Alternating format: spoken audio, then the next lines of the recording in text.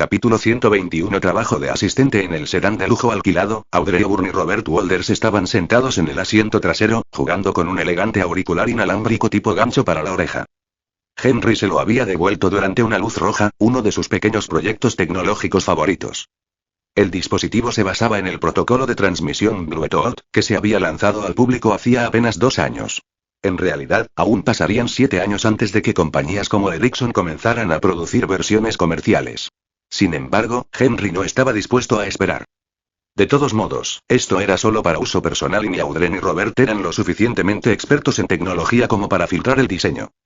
Lo había creado porque, en aquella época, la comunicación inalámbrica aún requería una voluminosa unidad de retransmisión de señal, ideal para uso militar o corporativo, pero no tan útil para la comodidad personal. Así que desarrolló una alternativa más ligera, un auricular Bluetooth de una sola oreja. Y como las apariencias importaban, Henry se había tomado el tiempo de darle un acabado elegante, haciéndolo parecer más un accesorio de moda que una pieza de equipo de laboratorio. Una vez que lo tuvieron puesto, Henry golpeó el micrófono de conducción en su garganta mientras mantenía la vista en la carretera. Micrófono, 1, 2, 3. ¿Me oyen? Audrey parpadeó sorprendida. Te oigo perfectamente. ¿Claro? Robert la miró y asintió. Claro como el cristal. Henry apagó el micrófono. ¿Y el ruido exterior? ¿Te impide oír lo que pasa a tu alrededor? ¿Aún oyes a la gente hablando en la habitación? No, todavía se oye bien, respondió Audrey. Luego, curiosa, dijo. Henry, ¿dónde conseguiste esto? Tengo un amigo que se dedica a trastear con aparatitos como este, dijo Henry con suavidad. Me pidió prestado uno para que lo probáramos. La clásica excusa de tengo un amigo. Siempre confiable. Así podré seguir con mis tareas de asistente sin estar pegada a tu lado escuchando a viejos hablar de política, y en su lugar escabullirme al buffet. Yo no soy la estrella aquí, tú sí. Tú, Audrey rió entre dientes, negando con la cabeza. Sabía cuánto le gustaba comer a su joven asistente, y decidió pasarle el golpe. Lo cierto era que, cuando Henry empezó este trabajo, no tenía ni la más remota idea de qué debía hacer un asistente en un evento formal. En su mente, solo se trataba de saber cuándo empezaba, cuándo terminaba y asegurarse de que hubiera un coche listo para llevar a su jefe a casa. Pero para las galas sociales, especialmente las cenas benéficas, el papel de un asistente podría ser tan ligero o tan pesado como lo necesite el empleador. La versión ligera era exactamente lo que Henry había imaginado. Lo mínimo, nada extra. La versión pesada. Memorizar el nombre y la cara de cada invitado, junto con información relevante sobre su pasado, para que tu jefe pudiera saludarlos como si fueran viejos amigos en lugar de tener que buscarlos a tientas. Con Audrey, esto era esencial. La mayoría de los eventos a los que asistía eran en su nombre, a menudo para recaudar fondos para UNICEF. Su trabajo era hacer que todos los invitados se sintieran bienvenidos, y cuanto más cálida y cercana era, más generosos solían ser. La gente venía dispuesta a donar, pero si donaban el límite inferior o superior de su presupuesto dependía de lo valorados que se sintieran. Y Audrey era una experta en hacer sentir valor a la gente. Lo que significaba que Henry necesitaba asegurarse de que ella tuviera la munición adecuada. Comenzarían por obtener la lista de invitados de los organizadores del evento, luego marcarían qué nombres Audrey ya conocía bien y cuáles eran completamente desconocidos. Para los viejos amigos, no había problema. Pero para los desconocidos, Henry tenía que encontrar sus fotos públicas, relacionar nombres con rostros y obtener información profesional. Director ejecutivo de cierta empresa, director de cierta fundación, ese tipo de cosas. A veces, incluso significaba comprender el área de especialización del huésped, lo suficiente como para mantener una conversación informal. Y como no había internet para buscar a alguien en Google, esto significaba consultar periódicos, registros públicos o, si era necesario, pagar a un investigador privado. Las grandes agencias de relaciones públicas tenían sus propios expedientes recopilados de información empresarial pública que podían adquirirse por un precio. Para algo más sensible y bueno, costaba mucho más. Una vez, Audrey se quedó hasta tarde memorizando nombres antes de un evento importante, y Henry se dio cuenta de que eso lo hacía parecer un asistente perezoso. Así que se encargó de toda la preparación, investigación, memorización y recordatorios en tiempo real durante el evento. Por supuesto, esa fue la parte complicada. Las galas occidentales no tenían asientos rígidos como los antiguos banquetes aristocráticos. La gente se mezclaba constantemente.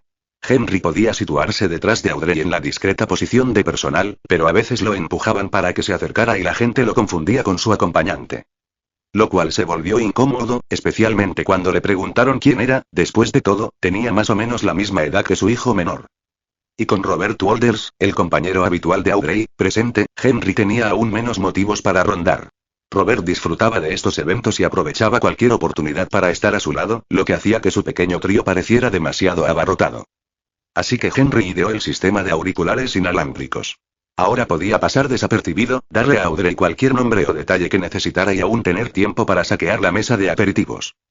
Tal como estaba previsto. Capítulo 122. El recaudador de fondos les presento a Jean-Jacques Andalí, alto ejecutivo del Banco de Ginebra. La mujer que lleva del brazo. Cindy Crawford, modelo, destacada de la Universidad Northwestern, actualmente de baja. Eso es todo. Henry apagó su micrófono de conducción y se metió un pequeño pastel en la boca. A pocos metros, Audrey Hepburn y Robert Walters se adelantaron con la cálida compostura de diplomáticos experimentados, saludando a la pareja. Un apretón de manos, un breve intercambio y un ligero beso en cada mejilla. Las dos mujeres se encontraron. Señor Andalí, comenzó Audrey con su gracia característica, no creo haberlo visto en la sucursal de Ginebra cuando visité Suiza. Sonrió. Ah, es porque llevo bastante tiempo destinado en Nueva York. Es normal que no nos hayamos cruzado allí.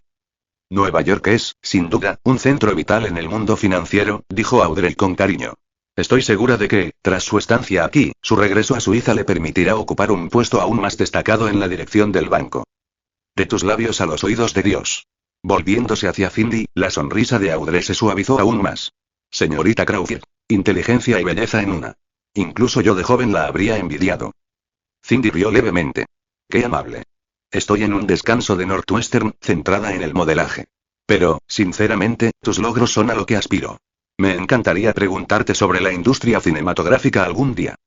Cuando quieras, querida. Las dos mujeres comenzaron de forma natural a conversar sobre su incursión en el cine, mientras Andalí y Robert se desviaron hacia una charla informal sobre la tensa situación con ese gran imperio rojo del norte. Desde su puesto cerca del buffet, Henry lo veía y lo oía todo. Los sentidos sobrehumanos tenían sus ventajas. Calculó que les quedaban quizás 2 o 3 minutos antes de que llegara el siguiente grupo de invitados. Las galas sociales al estilo occidental podrían parecer un caos para quienes no las conocían, pero para quienes las frecuentaban, había un ritmo, una coreografía tácita. Y aquí, la estrella principal era la mismísima Audrey Hepburn, la imagen de la recaudación de fondos. Cada invitado tenía su turno con ella. Unas palabras cordiales, un apretón de manos, una sonrisa, y luego se iban para dejar espacio a la siguiente persona. Conversaciones más profundas o asuntos de negocios. Esos se programaban para más tarde. Fue una red de contactos en su forma más pura. ¿Y Henry? A menos que se interpusiera en el camino de alguien, nadie lo molestaba. Lo que le dejaba tiempo libre para picar comida que probablemente costaba más que el alquiler de la mayoría. Intentó no pensar en cuánto de las donaciones benéficas de esa noche financiaban el champán en lugar de la causa. Vio al siguiente par dirigiéndose hacia Audrey y dio el último bocado. Wayne, de Wall Street. Jefe del centro de inversionistas. Especializado en acciones basura.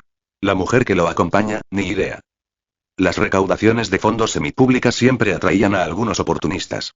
Y el cerebro de Henry no era una base de datos de reconocimiento facial ambulante. Si no conocía a alguien, solía significar que no valía la pena conocerlo. Audrey y Robert, desde el traje barato de Dwayne, parecieron llegar a la misma conclusión. Pero fueron demasiado educados para que no se notara. Intercambiaron cumplidos, rechazaron su brillante oportunidad de inversión y siguieron adelante. Henry, sin embargo, estaba a punto de tener compañía. ¿Un estafador de acciones basura? Qué interesante elección de palabras. La voz era inconfundible, suave, divertida, con un ligero tono mordaz. Tony Stark se acercó, con champán en mano y una ceja enarcada. Henry ni siquiera pestañeó. Hay trabajo para todo, siempre y cuando alguien esté dispuesto a pagar. ¿Sabías que antes había gente cuya única profesión era encender y apagar farolas? Tony lo miró fijamente. Te lo estás inventando. Para nada, dijo Henry. En los siglos XVIII y XIX, antes de la iluminación eléctrica, las farolas de Londres funcionaban con aceite de ballena. Contrataban a jóvenes para encenderlas al anochecer, apagarlas al amanecer y rellenarlas. Que tu vida no lo necesite no significa que nunca haya existido. La finca Stark no es el mundo entero. Eso es trampa, replicó Tony. No puedes usar un trabajo antiguo y obsoleto como prueba. Henry sonrió con suficiencia. Tus palabras no especificaban el tiempo. Si yo fuera un demonio, habría reclamado tu alma por un simple tecnicismo. Tony abrió la boca para responder. El micrófono de Henry se encendió. Howard Stark, director ejecutivo de Industrias Stark, y Maria Stark. Acercándose a Audrey. Tony levantó la vista justo a tiempo para ver a sus padres dirigiéndose hacia Audrey. Incluso a unos pasos de distancia, la deferencia de los demás invitados era evidente. El potencial inversor que acababan de dejar no se atrevió a quejarse, aunque su cita parecía estar a un segundo de acercarse a Howard frente a María. Con el micrófono apagado, Henry dijo casualmente: «Entonces, viniste con tus padres». Tony ignoró el comentario, con la mirada fija en la fina banda del cuello de Henry. Extendió la mano y la arrancó antes de que Henry pudiera detenerlo. «¿Qué es esto?» Henry, a medio morder un mini panqueque, no se inmutó. «Micrófono. ¿Eso es lo que has estado usando para darle información? ¿Y esas cosas raras en sus orejas son los receptores?» 2 preguntas. 2 sílabas. MMMHMM. Capítulo 123. El orgullo de un genio de la ciencia. Henry acababa de morder otro panecillo cuando se dio cuenta de que Tony Stark estaba trasteando con su equipo. Con un suspiro, se limpió las manos y le arrebató el micrófono de conducción ósea. «Esta cosa está activa», dijo Henry, colocándosela de nuevo en el cuello. «No necesito que le mandes ruidos al oído. Si quieres jugar con ella, te dejo que la toques otro día. O, mejor aún, vete a casa y construye la tuya». Si algo sabía Henry sobre Tony Stark, era que sus únicos límites eran los que él mismo prefería ignorar. Aunque no pudiera replicar algo de inmediato, con unas horas en el taller tendría una versión más elegante y llamativa en su escritorio. Tony ladeó la cabeza, estudiándolo. «Eso no usa transmisión de radio estándar. ¿Y dónde está el compartimento de la batería? Incluso con una pequeña pila de mercurio, necesitarías una tapa para cambiarla. No me digas que es de un solo uso». «Bluetooth», respondió Henry. «Inalámbrico de corto alcance, incluso menor que un walkie-talkie. La batería es de litio recargable. Úsala, cárgala y repite el proceso». «Bluetooth. Se supone que esa especificación no saldrá hasta, ¿qué? 99. ¿Y de verdad funciona?» Ah, así que lo había notado al instante. No era de extrañar. Después de todo, era Tony Stark. Se podía bromear con él sobre historia, pero en cuanto a tecnología, sabía de memoria. «A nivel de prototipo», dijo Henry simplemente. «Si solo haces 1 o 2, no es precisamente ciencia espacial». Era la verdad. En la investigación, muchas cosas parecían imposibles para la persona promedio, la fusión nuclear, por ejemplo, pero en un laboratorio, siguiendo los artículos y métodos adecuados, incluso un genio de la física de secundaria podía reproducir el experimento básico. El problema no era hacerlo. El problema era hacerlo práctico, asequible y fiable fuera del laboratorio. Con el misterio resuelto, Tony perdió el interés en el micrófono. Podría hacer una versión más pequeña, más bonita y probablemente más inteligente cuando quisiera. «Bien», dijo Tony. «Oí que estarías en una recaudación de fondos, así que vine a buscarte». La forma en que lo dijo hizo que Henry parpadeara. «Te das cuenta de que no llevo vestido, ¿verdad? Si estás aquí para coquetear, te has equivocado de grupo. ¿O no te preocupa que mañana aparezcan titulares como Tony Stark sale del closet?» «Dios mío, cállate la boca», espetó Tony. «Tengo preguntas, nada más. Y que conste que, aunque te dejaras el culo reluciente, no me interesaría». «Oh», sonrió Henry, haciendo un gesto burlón con la mano, «así que te gustan las chicas con ese tipo de brillo». Tony gimió. «¿Puedes parar? Solo quería saber si has oído hablar del Hotel Continental». Henry arqueó una ceja. «Ah, claro. Manhattan, Distrito Bajo, zonificación especial. Manzana 23 de la calle Manowe, edificio 2077. Si busca al gerente, está allí. Se llama Winston Scott». Señaló con la barbilla a un hombre de mediana edad, elegantemente vestido, con un traje gris a medida. Rasgos italianos, ojos hundidos y cabello oscuro peinado hacia atrás. Incluso allí de pie, el tipo irradiaba misterio, como si cada mirada tuviera su propia historia. Tony siguió su mirada y maldijo. «¿Tienes idea de cuánto tiempo he perdido buscando pistas sobre este lugar? Estás navegando por la estratosfera», dijo Henry con indiferencia. «Si de verdad quieres entender el mundo, intenta bajar a la troposfera de vez en cuando. Desde allí arriba, solo ves a la gente en tu pequeña órbita, y su estupidez». «¿Y aquí abajo se supone que debo ver más?», preguntó Tony, escéptico. Henry sonrió. «Oh, mucho más. Tienes asientos en primera fila para el absurdo y la autodestrucción. ¿Qué más se puede pedir?». La verdad era que no se podía impedir que un hombre como Henry encontrara entretenimiento en el caos de los demás. Tony negó con la cabeza y continuó. «¿Cómo encontraste el lugar?». Henry se encogió de hombros. «Eburn viene a Nueva York de vez en cuando. Cuando no está reportando a UNICEF, está en eventos de recaudación de fondos como este. No tiene alojamiento aquí, así que investigué sus hábitos hoteleros. La mayoría de los hoteles se esfuerzan al máximo para tener habitaciones VIP disponibles para ella. Pero el Continental, me rechazaron de plano». «¿Por qué?». El gerente, Scott, el tipo que acabo de mencionar, dijo que es un establecimiento solo para miembros. No es el tipo de lugar para figuras públicas como ella.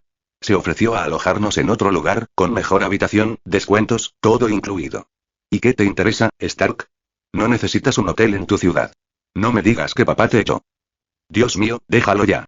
Si nos saltamos los comentarios personales, puede que nos llevemos bien. Henry sonrió con suficiencia. Ah, así que ahora soy amigo. Me conmueve. Claro que Tony no había olvidado la última vez que Henry le había dicho que se fuera de paseo. Pero esto eran negocios o al menos, información que él quería y en el mundo real, incluso los enemigos se daban la mano cuando les convenía. En fin, continuó Henry, aún no has dicho por qué quieres el Continental. ¿Piensas comprarlo? Porque no pude encontrar a su empresa matriz. Ni siquiera estoy seguro de si cotiza en bolsa. Si quieres intentarlo, es todo tuyo, grandullón. Tienes los recursos. Y con esto, Henry puso la pelota nuevamente en la cancha de Tony. Capítulo 124. El Hotel Continental. ¿Para qué demonios compraría un hotel ruinoso? Replicó Tony al instante, sorprendido por la sugerencia de Henry. Henry simplemente se encogió de hombros. No lo entiendo. Quizás quieras convertir todo el edificio en un robot gigante. O convertirlo en un hotel del amor y poner cámaras ocultas en cada habitación. Bueno, el primero es delirante, el segundo es repugnante. Si alguna vez intentas alguno de los dos, no se lo digas a nadie. Henry solo sonrió con sorna, indiferente. No era como si planeara andar por ahí fingiendo ser el mejor amigo de Tony Stark. Ese nombre no solo le traía ventajas, sino también una larga lista de enemigos. Si se presentaba como amigo de ese tipo, quién sabe qué clase de lunáticos podrían aparecer de la nada. Esta vez no bromeo, dijo Tony, con tono más severo. ¿Recuerdas lo que pasó en Los Ángeles? Henry entrecerró los ojos. ¿Qué parte? Tú y yo no tenemos exactamente un pasado, Stark. Para que quede claro, soy inocente. Dios mío. Aunque me acostara con tu vieja y arrugada madre, no te miraría dos veces. No me refería a eso. Henry ni siquiera parpadeó. Con su singular herencia, un golpe así no era más que ruido de fondo. Cada uno tomó una copa de champán de una bandeja que pasaba y bebió un sorbo para restablecer el estado de ánimo. Tony se inclinó y bajó la voz. ¿El escuadrón que nos atacó en Los Ángeles? Mis fuentes dicen que salieron del Hotel Continental. Henry ladeó la cabeza. ¿Y? Su tono denotaba que no era mi problema. Tony apretó la mandíbula. Sabía que si dejaba que la conversación divagara, Henry la desviaría con otra broma, así que insistió. Quiero que vengas conmigo. Al Continental. Les haremos una visita. Conseguiremos respuestas. No, dijo Henry rotundamente. Tony parpadeó. Esa negativa tajante le dolió más de lo esperado. Sé que no corrías ningún peligro real esa noche, dijo con cuidado, aún respetando el secreto de Henry. Pero si alguien te dispara y te rindes, seguirá viniendo gente. No puedes parecer débil. Claro que Tony Stark lo sabía mejor que nadie. Se había saltado cursos, siempre era el más pequeño de la clase, y además, el rico. Eso lo convertía en el blanco predilecto de cualquier idiota que quisiera demostrar su valía. Su padre nunca intervino. Así que Tony aprendió rápido. Contraatacar con fuerza y hacer que duela. Cada vez que le rompía la nariz a algún matón, cada vez que veía la expresión agria y decepcionada de Howard Stark en la oficina del director, había valido la pena. Porque así era como se sobrevivía, asegurándose de que nadie pensara que eras una presa fácil. ¿Y ahora? Los tiradores del Continental casi lo habían liquidado. No iba a dejarlo pasar. El problema era que, esta noche, no había encontrado ni una sola pista. Había dado por sentado que un equipo de asesinos como ese estaría enterrado en las alcantarillas, al que solo podrían acceder los oportunistas y las ratas. Qué lástima que Tony Stark no tuviera un Rolodex lleno de ratas de alcantarilla. Y entonces, sorpresa. Toda la operación había estado oculta a plena vista, dirigiendo literalmente un hotel en pleno Manhattan. Henry, sin embargo, no mordía el anzuelo. Mira, si son asesinos a sueldo, entonces solo son herramientas. No pierdas el tiempo dándole duro a la llave inglesa. Ve tras el tipo que la blande.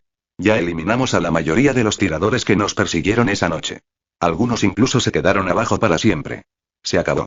Su voz era tranquila, lógica, incluso presumida. ¿Qué? ¿Vas a perseguir a todos los supervivientes? ¿Cazar el hotel porque estás de mal humor? Es como si te mordiera un perro y, en lugar de patearlo en el momento, lo dejaras escapar. Luego te obsesionas con encontrarlo solo para poder morderlo. Tony abrió la boca, pero Henry no había terminado. ¿Quieres venganza? Encuentra al dueño que entrenó al perro para morder. Ese es el objetivo. No el chucho. Desde mi punto de vista, esa noche fue solo mala suerte. Fuimos daños colaterales, no el objetivo. Nadie intentó atar cabos sueltos contigo. ¿Por qué volver a meterte en el fuego? Maldita sea, Henry tenía razón. Y Tony lo sabía. Pero lo que no dijo, lo que no pudo decir, fue que no se trataba de los tiradores. Se trataba de quién los envió. De la isla. De la ejecución. Alex Hart le había advertido. Hoshilton había sido asesinado por no poder callarse sobre la isla. Ese era el verdadero punto neurálgico, lo que Tondi necesitaba descubrir. Pero no se preguntaba directamente sobre la isla, a menos que se quisiera acabar en una losa. El Continental, sin embargo, era un punto de entrada más seguro. Al menos, más seguro en teoría. Simplemente no sabía qué vendría después. ¿Qué hacer si lograba atravesar esas puertas? Sin conocer al enemigo, cualquier plan era solo un garabato en una servilleta. Así que, por ahora, solo podía preguntar. ¿De verdad no me apoyarás en esto? Henry entrecerró los ojos. ¿Cómo te apoyo? Parece que estás a punto de asaltar el lugar con una ametralladora. ¿Y quieres que te acompañe como, la esponja de balas? Tony lo fulminó con la mirada, pero Henry se limitó a sonreír. ¿En serio? Si es una organización de verdad, el dinero te llevará más lejos que la fuerza. Llévales una maleta llena de dinero y tendrás respuestas. ¿Qué demonios? Lleva una caja de lingotes de oro si quieres protección extra. Al menos, cuando empiecen a disparar, los ladrillos podrían detener una bala. Henry levantó su copa, saludó y bebió el resto de su champán. Capítulo 125. El verdadero genio de Marvel. La negativa de Henry no podría haber sido más clara, y Tony Stark no era un niño pequeño que no podía funcionar sin una niñera que le tomara de la mano. Además, la invitación había sido más una ocurrencia de último momento que una parte crucial de su plan. Apareciera Henry o no, Tony seguiría adelante. Sobre todo porque todo este lío tenía la sombra de esa isla acechando tras él. Si la cosa se ponía fea, alguien podría decidir atar cabos sueltos. Y Stark, desde luego, no quería ser uno de ellos. Así que, solo movimientos silenciosos. Volviendo a centrarse en la gala, Tony ya tenía ganas de olvidarse del aguafiestas y buscar algo de diversión de verdad. Pero una mirada a su alrededor y su buen humor se desvaneció. ¿Por qué donde quiera que vaya siempre aparece este idiota? Murmuró. Eso, por supuesto, llamó inmediatamente la atención de Henry. Los don nadie ni siquiera le importaban a Tony Stark. Si a Tony le gustaba o odiaba a alguien, eso era especial. Significaba algo. Así que Henry se acercó con genuina curiosidad. ¿De quién estamos hablando? No me digas que es ese genio fanfarrón con el que discutiste en Caltech. Tony parpadeó y luego rió con amargura al recordarlo. ¿Justin? Por favor. Es un payaso, inofensivo. No, ese tipo es un verdadero fastidio. Señaló con la barbilla a un rincón del salón. Henry siguió el gesto. Su mirada se posó en un joven que parecía prematuramente cansado. Barba desaliñada, aire académico desaliñado, aunque al menos llevaba el pelo castaño peinado. Su sonrisa cortés tenía un ligero matiz de arrogancia que irritaba a algunos. ¿Lo conoces? Preguntó Henry. Tony frunció el ceño. Cuando estaba terminando mi doctorado en Caltech, regresó a recoger uno de sus doctorados. Me lo encontré. Digamos que no fue nada agradable. ¿Y él sí?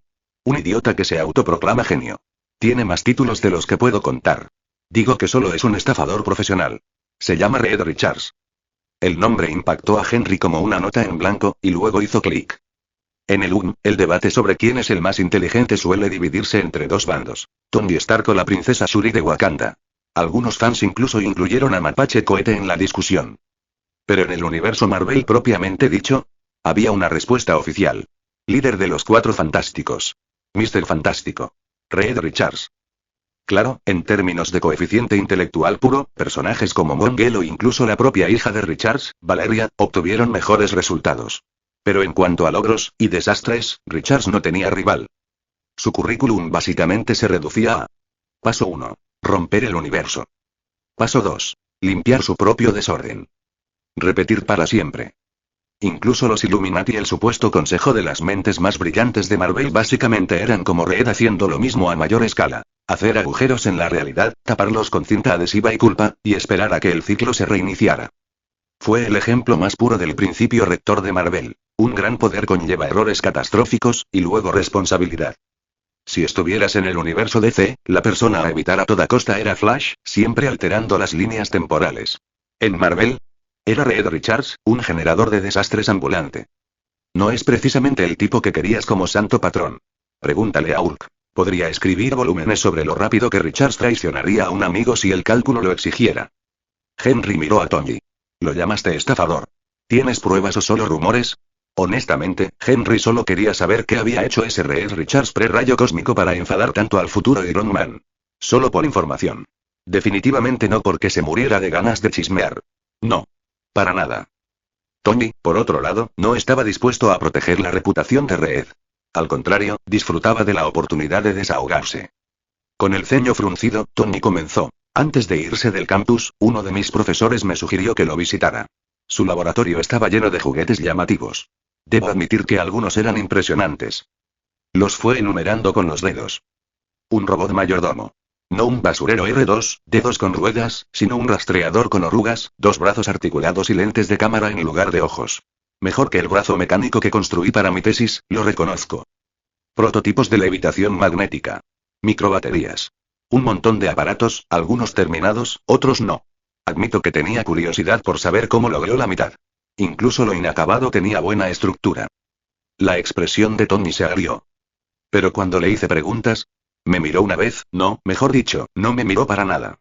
Simplemente siguió haciendo experimentos y me dijo que era demasiado tonto para entender sus explicaciones, así que para qué molestarme en hacerle perder el tiempo.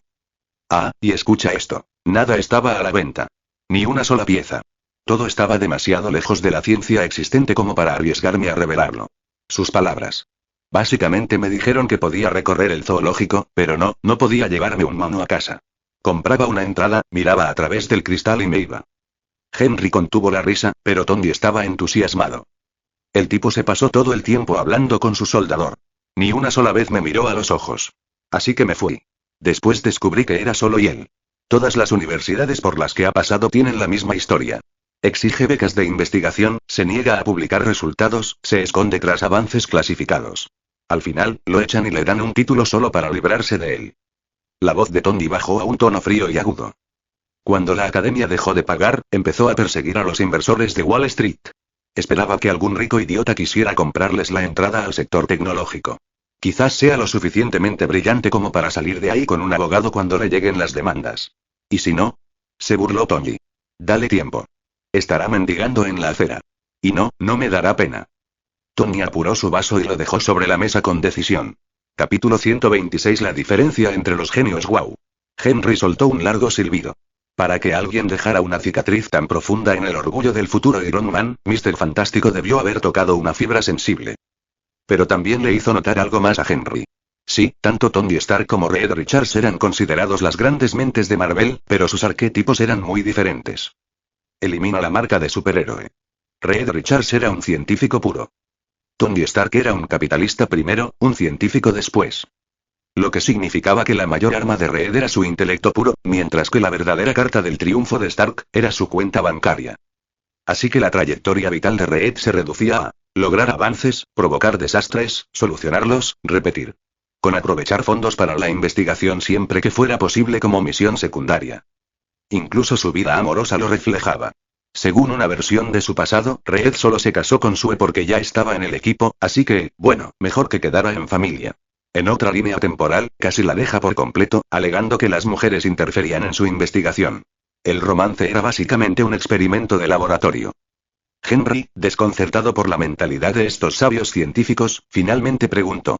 Aunque el señor Richards crea que su trabajo es demasiado avanzado, ¿no podría descartar algunas obras? No tiene que ser revolucionario, solo un poco más allá de la tecnología actual. Eso bastaría para mantener contentos a los lobos de Wall Street, ¿verdad? ¿Me estás diciendo que ni siquiera hará eso? Tony resopló. Porque para hacer eso, tendría que entregar su investigación para que alguien más la degradara, o perder el tiempo creando versiones desactualizadas. Se niega a ambas cosas. Todos los que han trabajado con él terminan quejándose. Henry asintió lentamente. Por eso dicen que es un estafador que vive de subvenciones. Exactamente. Henry insistió. ¿Y tu padre? ¿Qué opina de Richards? La mandíbula de Tony se tensó ante la mención de Howard Stark, pero el recuerdo estaba nítido. El anciano dijo, la tecnología que se adelanta 30 años a su tiempo no es más que un juguete ostentoso. Vale como concepto, no vale la pena construirla. Porque para impulsar la tecnología del futuro, se están destruyendo industrias existentes, lo que implica pisotear intereses arraigados. A menos que se compartan las ganancias, esa gente los bloqueará. A menos que se tenga la influencia política para callarlos, lo que también implica sacrificar los propios beneficios, no se irá a ninguna parte. Richards no ha entendido eso, así que seguirá dándole vueltas. Ah. Eso fue un clásico Howard Stark. Sabiduría capitalista destilada. Una visión del mundo nacida de décadas de lucha con los mercados y los políticos. Henry rió entre dientes. ¿Entonces tu padre nunca pensó en reclutarlo? Tony negó con la cabeza tras una pausa. No creo que jamás contrataría a alguien que es básicamente un reflejo de sí mismo. Y, sinceramente, No es nuestro trabajo enseñarle a sobrevivir. Si de verdad es un genio, encontrará su propio camino. Pero Henry no podía evitar pensar en cuántos genios se consumieron y desaparecieron sin encontrar jamás ese camino. Anton Banco. Iván Banco. Personas devoradas por la órbita de los Stark, según el guión del universo que siguieras. De repente, la irritación de Tony volvió a estallar. ¿En serio, qué les pasa a estas personas? Crean tecnología increíble y luego se niegan a compartirla, ni siquiera a que nadie la conozca. ¿Y qué sentido tiene? Richards es así. Y según mi viejo, había otro excéntrico igual que él. No sé qué. La misma enfermedad. Henry casi se dio una bofetada. ¿Por qué no trajo una grabadora? Si hubiera tenido las palabras de Tony grabadas, podría haberlas reproducido años después, cuando el Departamento de Defensa de le exigió que entregara sus trajes de Iron Man. Ver al Tony del futuro recibir una bofetada por la hipocresía de su yo más joven. Eso no habría tenido precio. ¡Ay! Reprimiendo las ganas de regodearse, Henry tocó el micrófono de conducción ósea en su cuello y anunció suavemente. Ahora se acerca el director ejecutivo de Bloomberg, el señor Michael Bloomberg, acompañado por su esposa, la señora Susan Brown. Efectivamente, Howard y Maria Stark finalmente lograron monopolizar el tiempo de Audrey Hepburn, despejando el camino para que la siguiente pareja poderosa entrara en escena. Tony miró el pequeño aparato de Henry y preguntó, ¿puedes construir algo así? ¿Por qué conformarte con ser el asistente de alguien? Podrías montar tu propia empresa, diablos. Al menos vivir cómodamente. Ser como yo. Como tú. Replicó Henry con un tono burlón. Yo no tengo un padre rico. Tony resopló. HMPH. Desde la universidad, he cubierto todos mis gastos. Nunca he dependido de nadie más. Ah, ¿sí? ¿Y cómo? Regalías de patentes. Henry ladeó la cabeza. ¿Sabes cuánto tarda una solicitud de patente? Tony hizo un gesto de desdén. Ni idea. Mis abogados se encargaron. Unos días como mucho, ¿no? La ignorancia era casi adorable. Henry rió fríamente. Prueba con un promedio de 7 a 11 meses, incluyendo revisiones. Y durante ese tiempo, las grandes corporaciones se enteran de tu patente. Si les interesa, se pondrán en contacto contigo. Si las negociaciones fracasan, tienen y otros métodos. Y no pienses que vender tu patente a una gran empresa significa que estás listo para toda la vida. Pagarán un dineral solo para enterrar cualquier cosa que amenace su modelo de negocio. Es mejor que la tecnología nunca vea la luz del día a que te dejes lucrar. Así que sí, las regalías de patentes no son precisamente dinero fácil. Sin la fuerza legal de Industrias Stark, la única razón por la que una persona común y corriente se aferra a su patente es porque a las grandes empresas no les pareció que valiera la pena robarla. Quizás sea poca cosa. Quizás sea fácil de reemplazar. Sea como sea, no te hará rico. Desde esa perspectiva, no es difícil entender por qué Richards no vende sus restos tecnológicos para obtener financiación. Conoce el juego. Tony se quedó en silencio. Henry sonrió levemente. Capítulo 127 Viejos clichés. El dicho un hombre es inocente, pero esconder jade lo hace culpable. Nuestros antepasados lo descubrieron hace más de 2000 años. ¿Alguien pensó realmente que el llamado faro de la libertad y la democracia sería diferente? En teoría, los derechos de patente existen para proteger a los inventores. En la práctica, son solo armas legales que utilizan las corporaciones para construir barreras y obtener ganancias. Mire la guerra de corrientes, Edison vs. Tesla. CCVS. K. Miren a Jian Wanming, quien inventó el reproductor de VCD.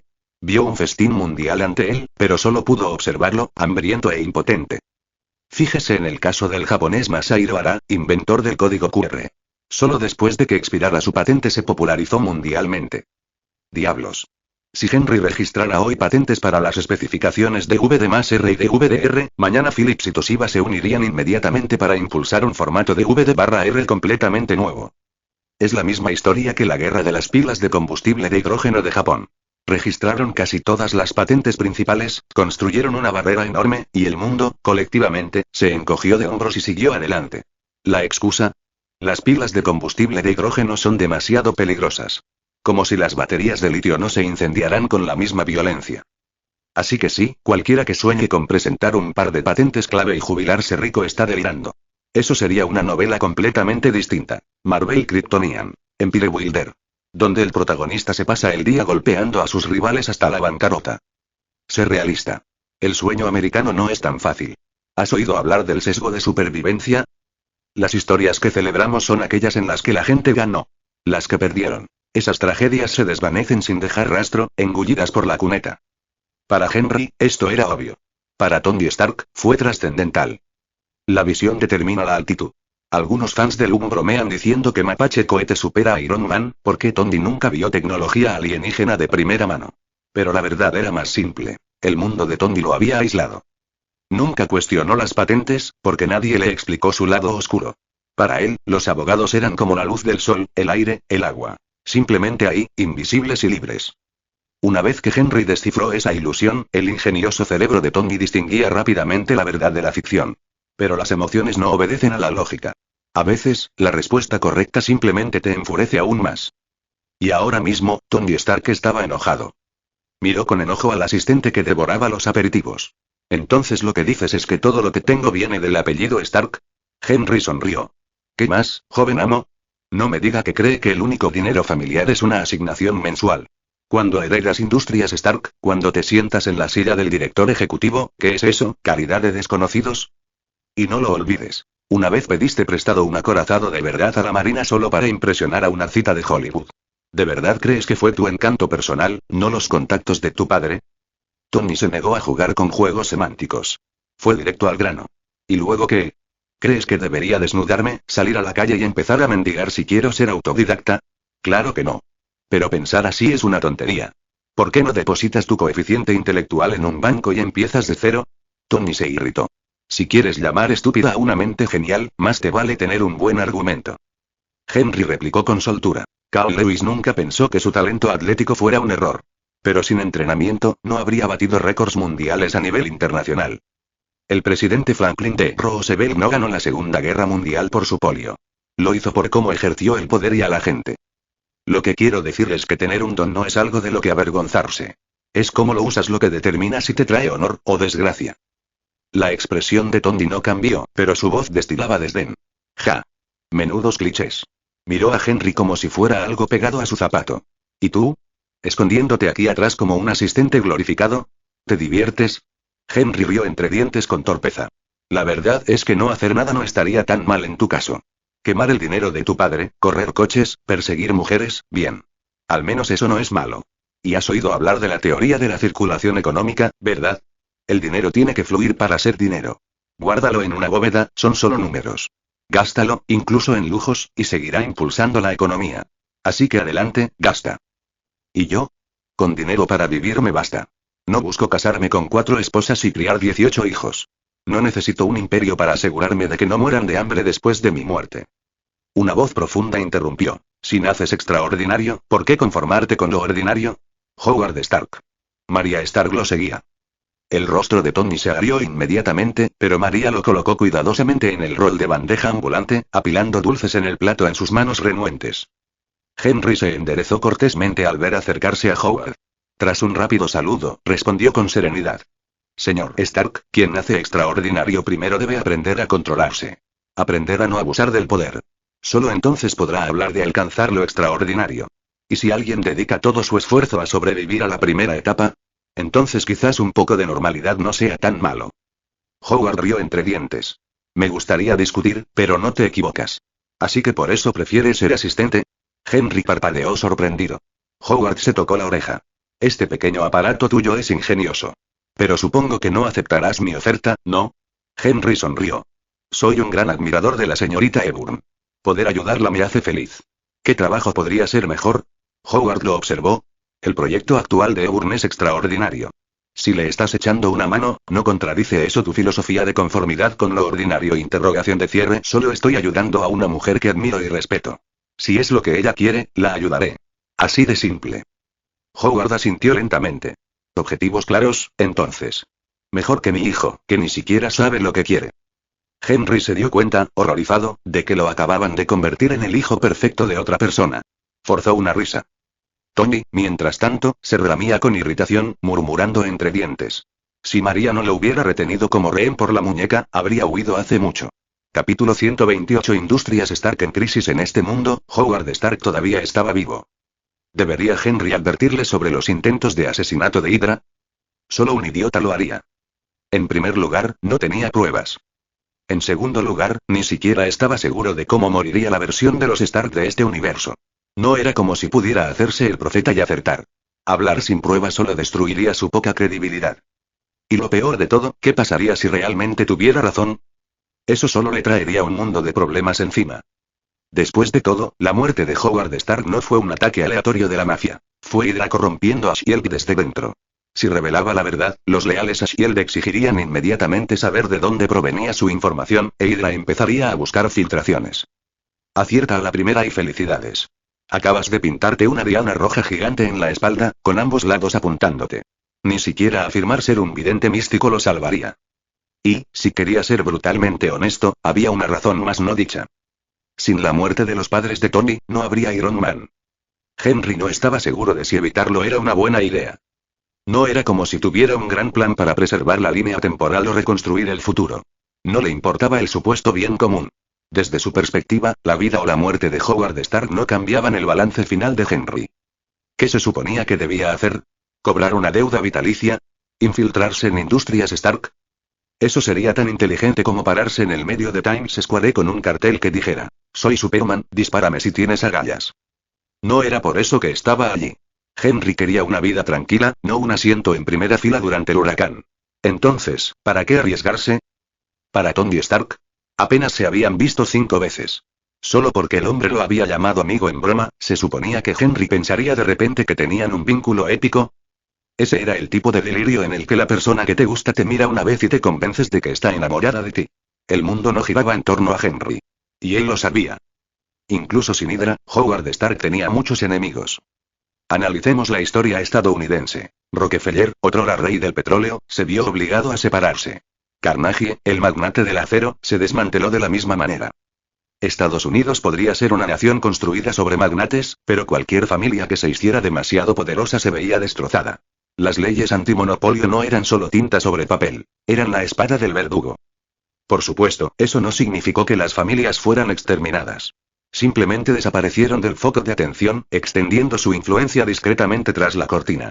Rockefeller, Carnegie, Rothschild. Nombres que desaparecieron de los titulares, pero nunca del poder. Los que aún se ven. Tipos como J.P. Morgan. Magnates financieros. Pero en la industria, casi nadie tenía el dominio que antaño ejercían los antiguos magnates del petróleo o del acero. Casi. Porque Industrias Stark fue la excepción. En el futuro, antes de que Tony se vistiera de rojo y dorado, Industrias Stark ya era un titán militar industrial. Un fabricante de armas ante todo. Pero bajo la dirección de Howard Stark, no era solo una empresa de armas. Era todo. Si se pudo construir, Industrias Stark intervino.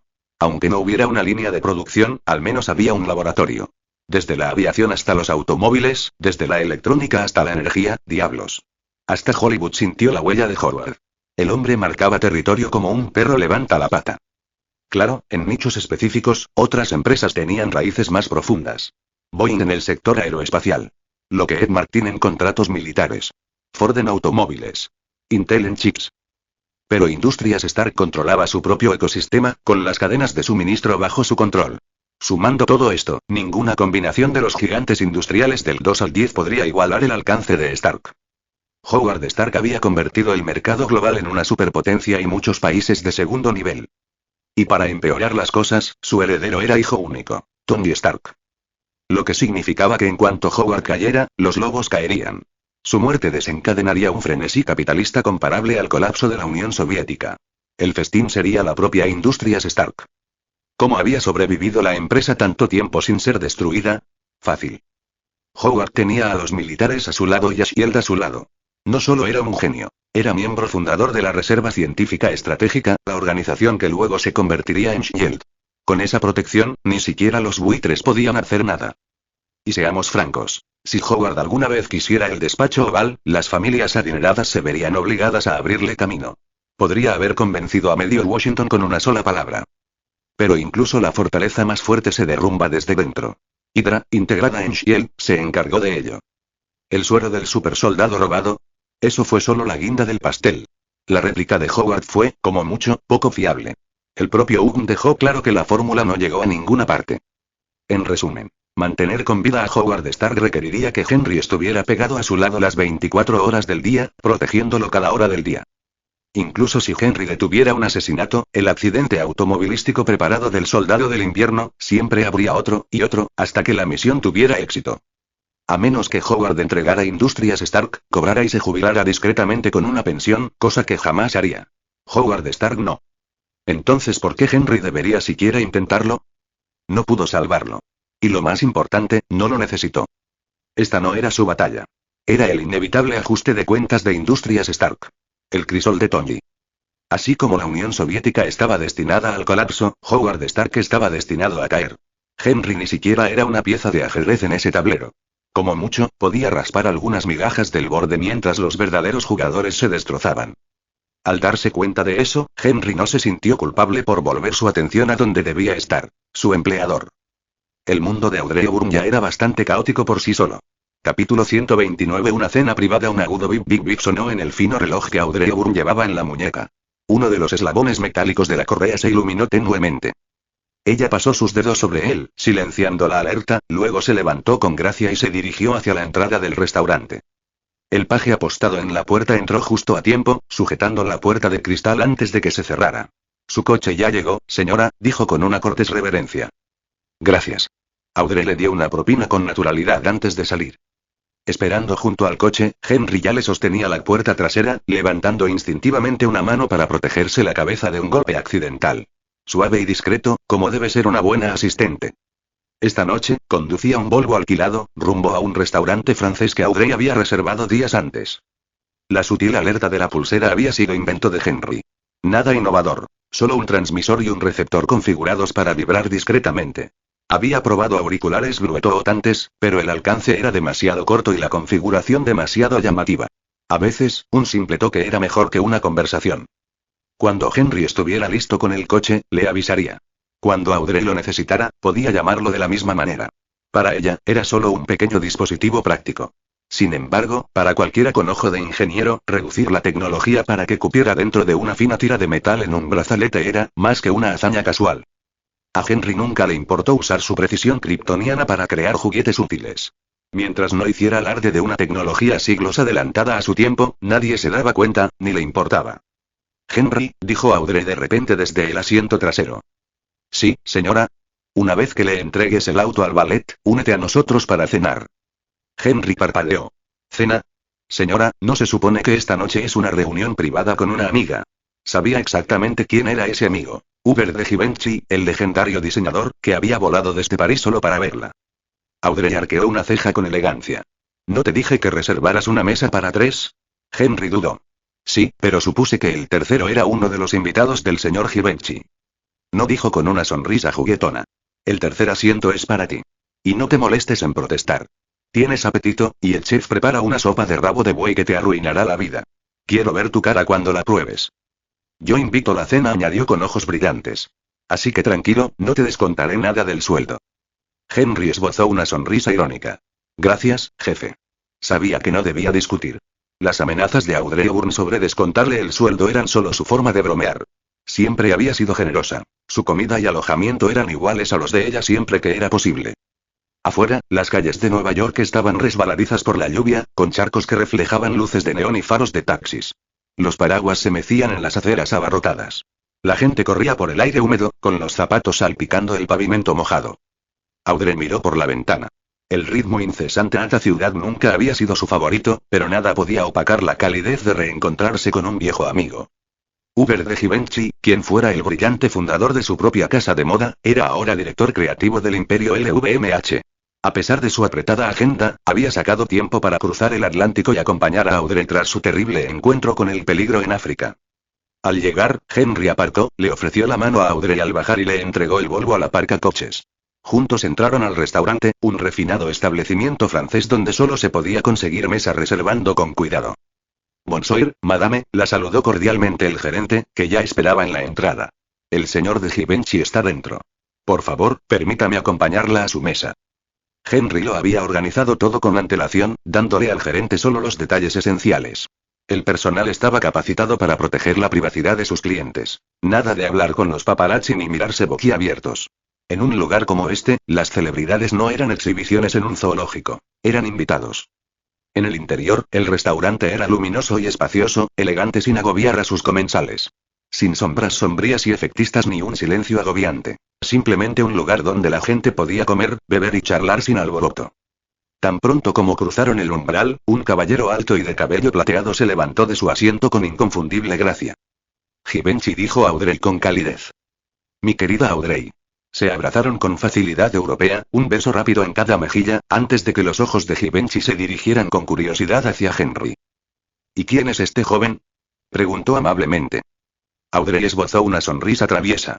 Este es mi nuevo asistente, Henry Brown.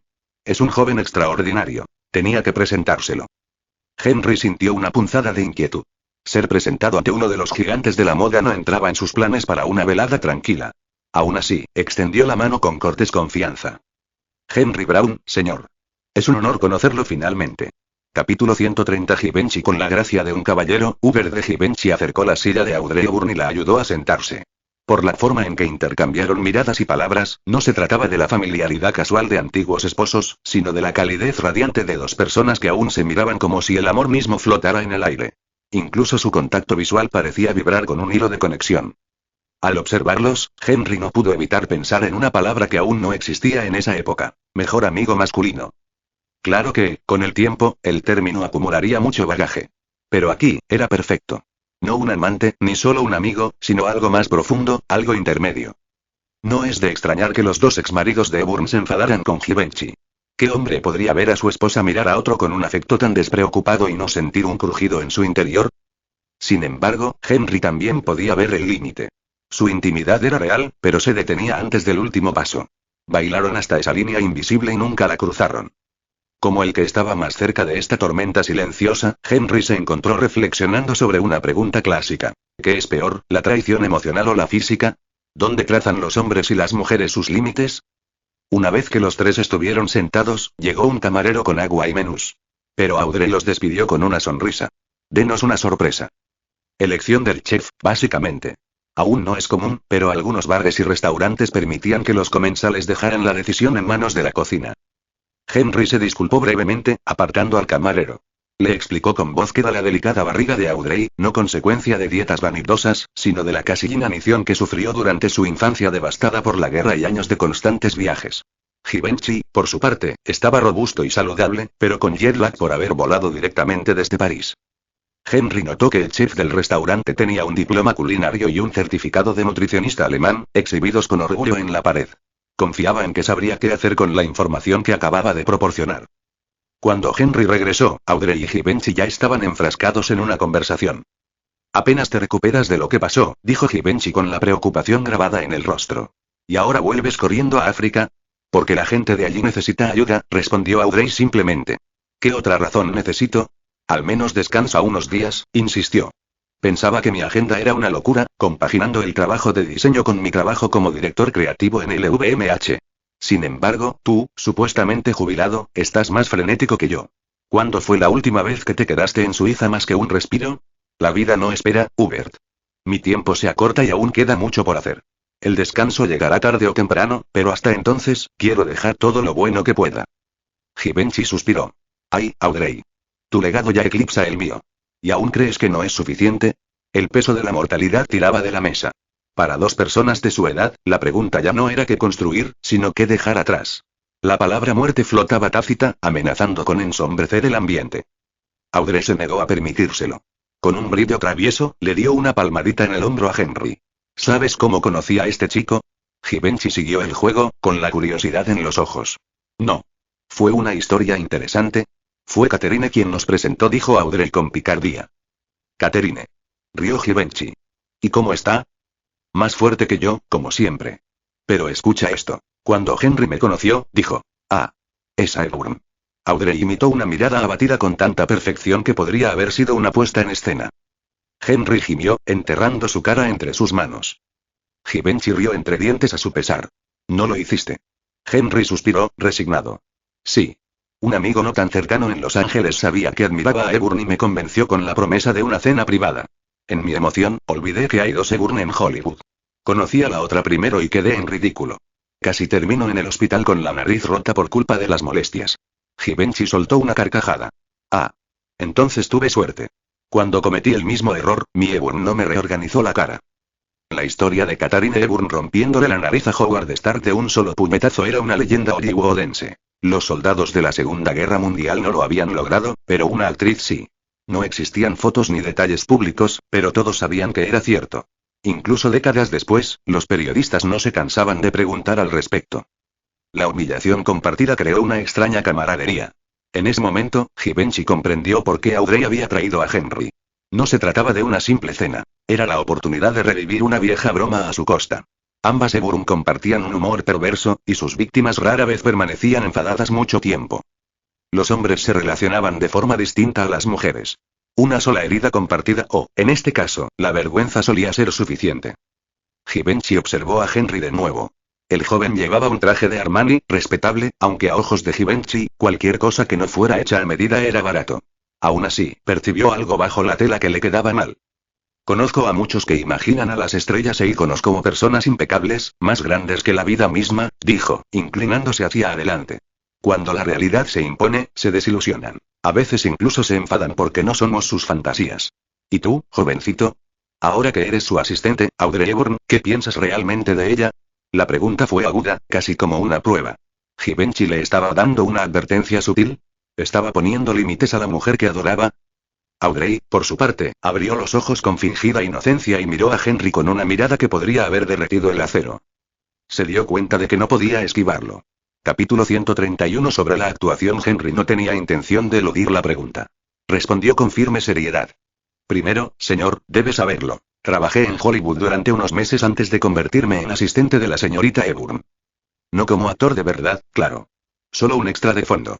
De esos que deambulan por el set sin diálogos ni primeros planos. Pero incluso en ese papel, tuve muchas oportunidades de observar a los profesionales, de estudiar lo que la gente quiere decir cuando habla de actuación.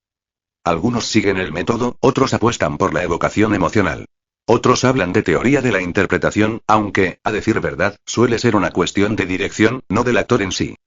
Sea cual sea la técnica utilizada, todo apunta a una misma cosa. El actor debe convertirse en el papel, no solo fingir serlo. ¿Pero por qué algunos triunfan mientras que otros fracasan? Creo que quienes triunfan ya poseen, en lo más profundo de su ser, la esencia de ese personaje. El director solo necesita extraerla. Cuando toda la producción trabaja al servicio de esa interpretación, ambas se refuerzan mutuamente. Ese es el ideal de la teoría de la interpretación en la práctica. Si el director carece de talento, el actor corre el riesgo de ser descartado por solo interpretarse a sí mismo. Pero, en realidad, ¿no nos interpretamos todos a nosotros mismos? Siempre es un fragmento de ti mismo, nunca la totalidad. Porque una película, una escena, un plano requiere solo esa parte de ti, no el resto. Ahora bien, eso no significa que los actores que interpretan a asesinos o criminales sean asesinos o criminales. Lo que significa es que magnifican los rincones más oscuros de su propio personaje y luego, trabajando con el director, los moldean para convertirlos en algo que el público pueda creer. Freud tenía razón. Los seres humanos son multifacéticos, no unidimensionales. La ley y la moral mantienen encadenados esos impulsos más oscuros. Pero en la pantalla, libre de consecuencias, el conflicto es justo lo que buscamos. Conflicto de ideales, de puños, de naturaleza humana. Incluso en el drama más apacible, siempre hay un choque de algo. Así que sí, los actores pueden albergar impulsos violentos. Todos los tenemos. Pero ser humano significa aprender a mantenerlos ocultos, nunca dejar que nos dominen. Al final, lo que vemos en una película es solo un fragmento del yo del actor, oculto tras el vestuario, el diálogo y la interacción. Un yo disfrazado de otra persona. Entonces, ¿me enamoraría alguna vez de la princesa Ana, la hermana Luke, o Diego Ligli o Eliza Doolittle en la pantalla, solo para sentirme decepcionada al descubrir que Audrey Hepburn no es exactamente esas mujeres en la vida real? Por supuesto que no. Porque para mí, Audrey Hepburn es todo eso, y mucho más. Ella es la princesa que estrecha la mano de todos los periodistas porque las despedidas importan. Ella es Natasha Rostova, marcada pero aún inocente por la guerra. Ella es Susie Hendricks, burlando al villano en la oscuridad. Es una sola persona y, al mismo tiempo, todas las personas. Y tengo la suerte de verla aún más de cerca. Para un verdadero fan, ¿qué podría ser mejor que eso? ¿Decepción? Imposible. Para cuando Henry terminó su largo monólogo, los platos ya habían empezado a llegar. Sin embargo, ninguno de sus oyentes tocó sus platos. Estaban demasiado ocupados mirándolo, atónitos. Para Audrey, quien fuera actriz, sus palabras impactaron profundamente. Sabía que la verdad en ellas era que, incluso cuando su naturaleza carecía de cierta oscuridad, debía adentrarse en ella, crearla e interpretarla. Y al hacerlo, llevó consigo una parte de ella para siempre. Por eso algunos actores nunca escaparon de sus papeles. Givenchy, aunque no era actor, encontró las ideas de Henry igualmente convincentes. Para él, la Audrey Hepburn del cine nunca fue la totalidad, solo fragmentos enmarcados para un papel. La Audrey real era más rica, más viva, y en cada sonrisa o ceño fruncido vislumbraba la belleza que lo cautivaba. Soltó una suave risa. Audrey, ahora entiendo por qué insististe en que conociera a este chico. ¿Te refieres a Henry? Me caes bien. Has puesto en palabras todo lo que he pensado pero nunca he logrado expresar. Gracias, señor, respondió Henry, tranquilo y respetuoso. Mientras tanto, Audrey, nerviosa, se escondió tras su vaso de agua. Se abanicó la cara enrojecida, apuró el vino y luego el agua de un trago. Los dos hombres solo pudieron intercambiar miradas divertidas. Givenchy le hizo una seña al camarero. Otro vaso de agua para la señora, por favor. Dime, Audrey, ¿de verdad hace tanto calor? ¿O el restaurante encendió la calefacción antes de tiempo este año? Por fin, Audrey logró recomponerse. Lo fulminó con la mirada, entre avergonzada y cariñosa. Sabes, estoy acostumbrada a leer a los críticos de cine en los periódicos. Menos mal que solo vi sus palabras en papel. Si hubiera tenido que escucharlos en persona, habría querido golpearlos o desmayarme de la vergüenza. ¿Y hoy? No hay escapatoria. Son ustedes dos despiadados. Givenchy rió entre dientes, dándole un ligero codazo a Henry. Este lado de la gran estrella, los fans comunes nunca lo ven. No se lo digas a nadie. Es una de las ventajas de ser amigo. Entonces, de repente, se levantó su copa y declaró: un brindis. Por nuestra belleza de la época dorada, nuestro tesoro cultural, la eterna estrella del cine, Audrey Hepburn. Algunos comensales ya la habían reconocido al entrar, por supuesto. Este era un restaurante para la antigua élite, muchos de los cuales habían vivido en su época. También habían escuchado las palabras de Henry. No tan fuertes como un discurso, pero con la suficiente claridad para oírse. Y así, con travieso deleite, todos levantaron sus copas y cantaron al unísono. Por la eterna Audrey Hepburn. La gran estrella no tuvo más remedio que levantarse, con el rostro enrojecido, y devolver el brindis a todo el restaurante. Y así transcurrió la tarde, luminosa y alegre. Capítulo 132. Una agenda apretada de actividades tras Audrey Hepburn. Henry volvió a visitar instituciones de protección infantil apoyadas por UNICEF, esta vez acompañado por personal de la organización. Los viajes no se limitaron a África. El sur de Asia, Centroamérica, Sudamérica y otras regiones empobrecidas también figuraban en la lista. A diferencia de antes, ni la señorita Hepburn ni el personal de la ONU se atrevieron a separarse al visitar zonas propensas a conflictos. Estuvieron escoltados en todo momento por fuerzas de paz de la ONU, complementadas con equipos de seguridad privados proporcionados por compañías de seguros. La cooperación con Brian Mills y su equipo había sido excepcional, vinculada a aquel desafortunado viaje a Somalia.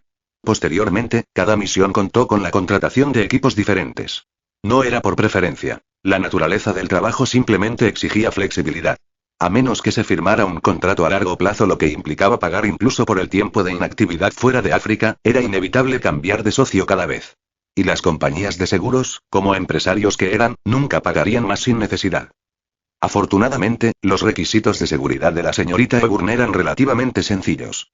El personal de la ONU solía cargar con la mayor parte de la responsabilidad. Por muy caótica que fuera África, pocos se atrevían a provocar a los cascos azules. Fuera de África, bastaba con la policía local o las escoltas militares. El incidente de Somalia, pues, fue una excepción entre las excepciones. Poco después de que Henry y los demás escaparan, el país se sumió de lleno en una guerra civil. Los caudillos militares proliferaron por todas partes. Hepburn simplemente tuvo la mala suerte de llegar justo antes del colapso total. Como todos sabían, en la fase inicial de la agitación es cuando aparecen los locos más temerarios. Se necesitan rondas de eliminación sangrienta antes de que los verdaderamente peligrosos consoliden su poder y el resto aprenda a evitarlos. Por eso algunos se atrevieron a aprovechar la oportunidad de secuestrar a una estrella de Hollywood, sin la protección de la ONU.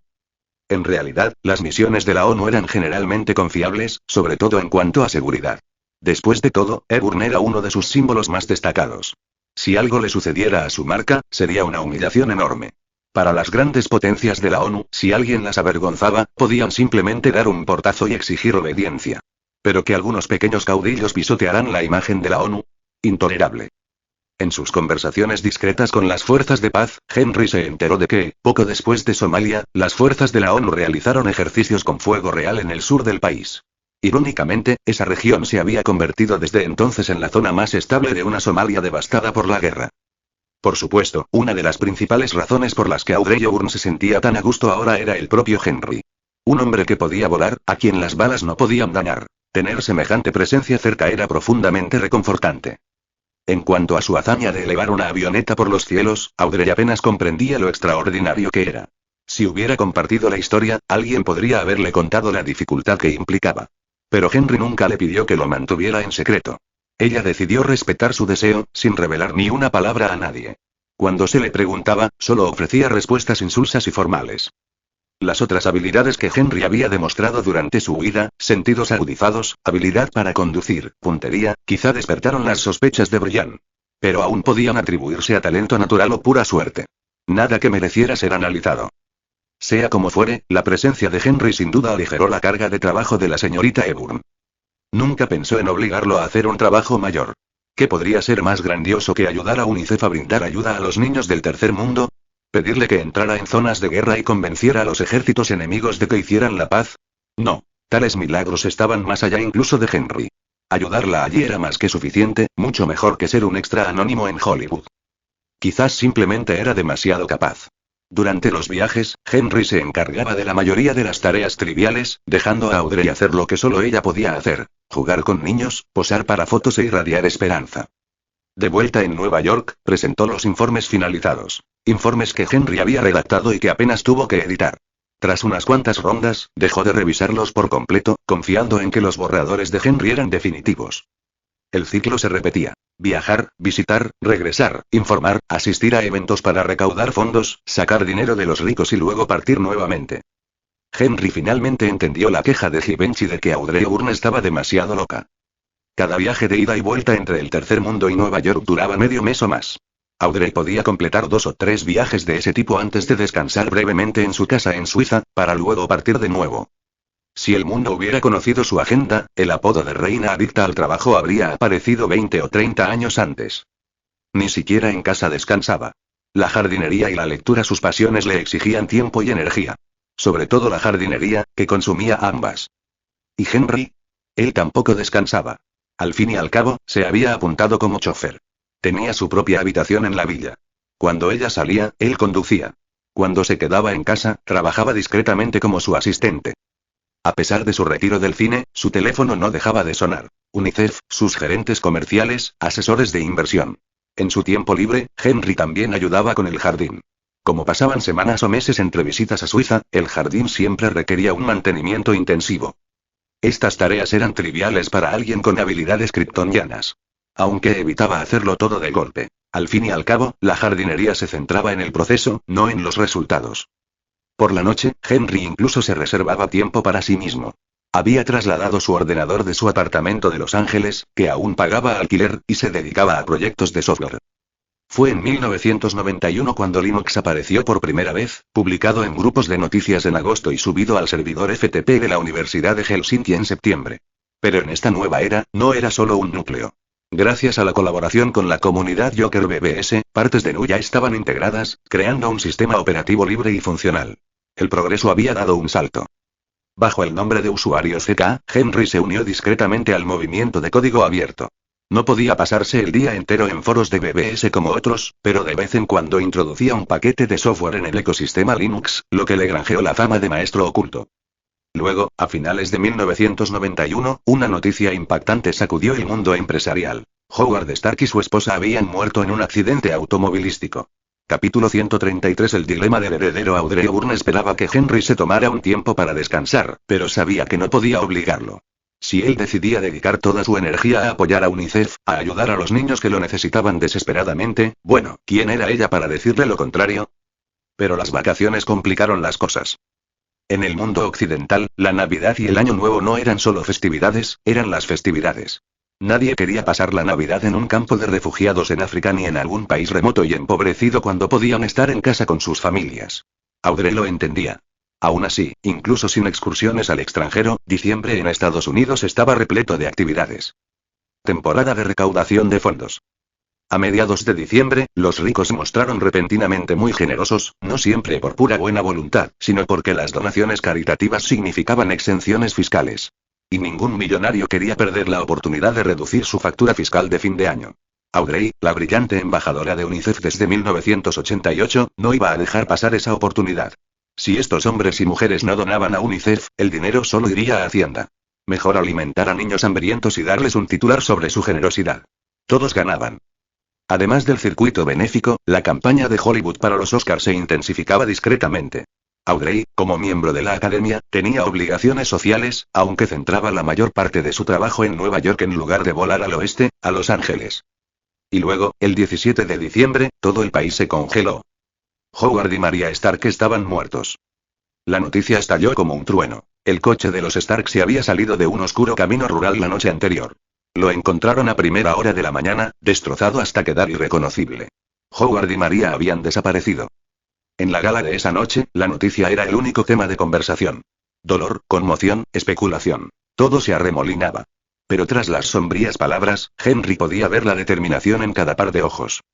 Industrias Stark, uno de los pilares industriales de Estados Unidos, había perdido la cabeza. Y eso implicaba una pregunta. ¿Qué pasaría con el heredero? Se hablaba en susurros sobre la brillantez de Tony Stark, su potencial. Pero en realidad no se preguntaban si podría dirigir el imperio de su padre. Lo que en realidad rondaban era algo mucho más frío: el impuesto de sucesiones. En Estados Unidos, la muerte no solo traía dolor, sino que también conllevaba una factura de impuestos sucesorios del 45%.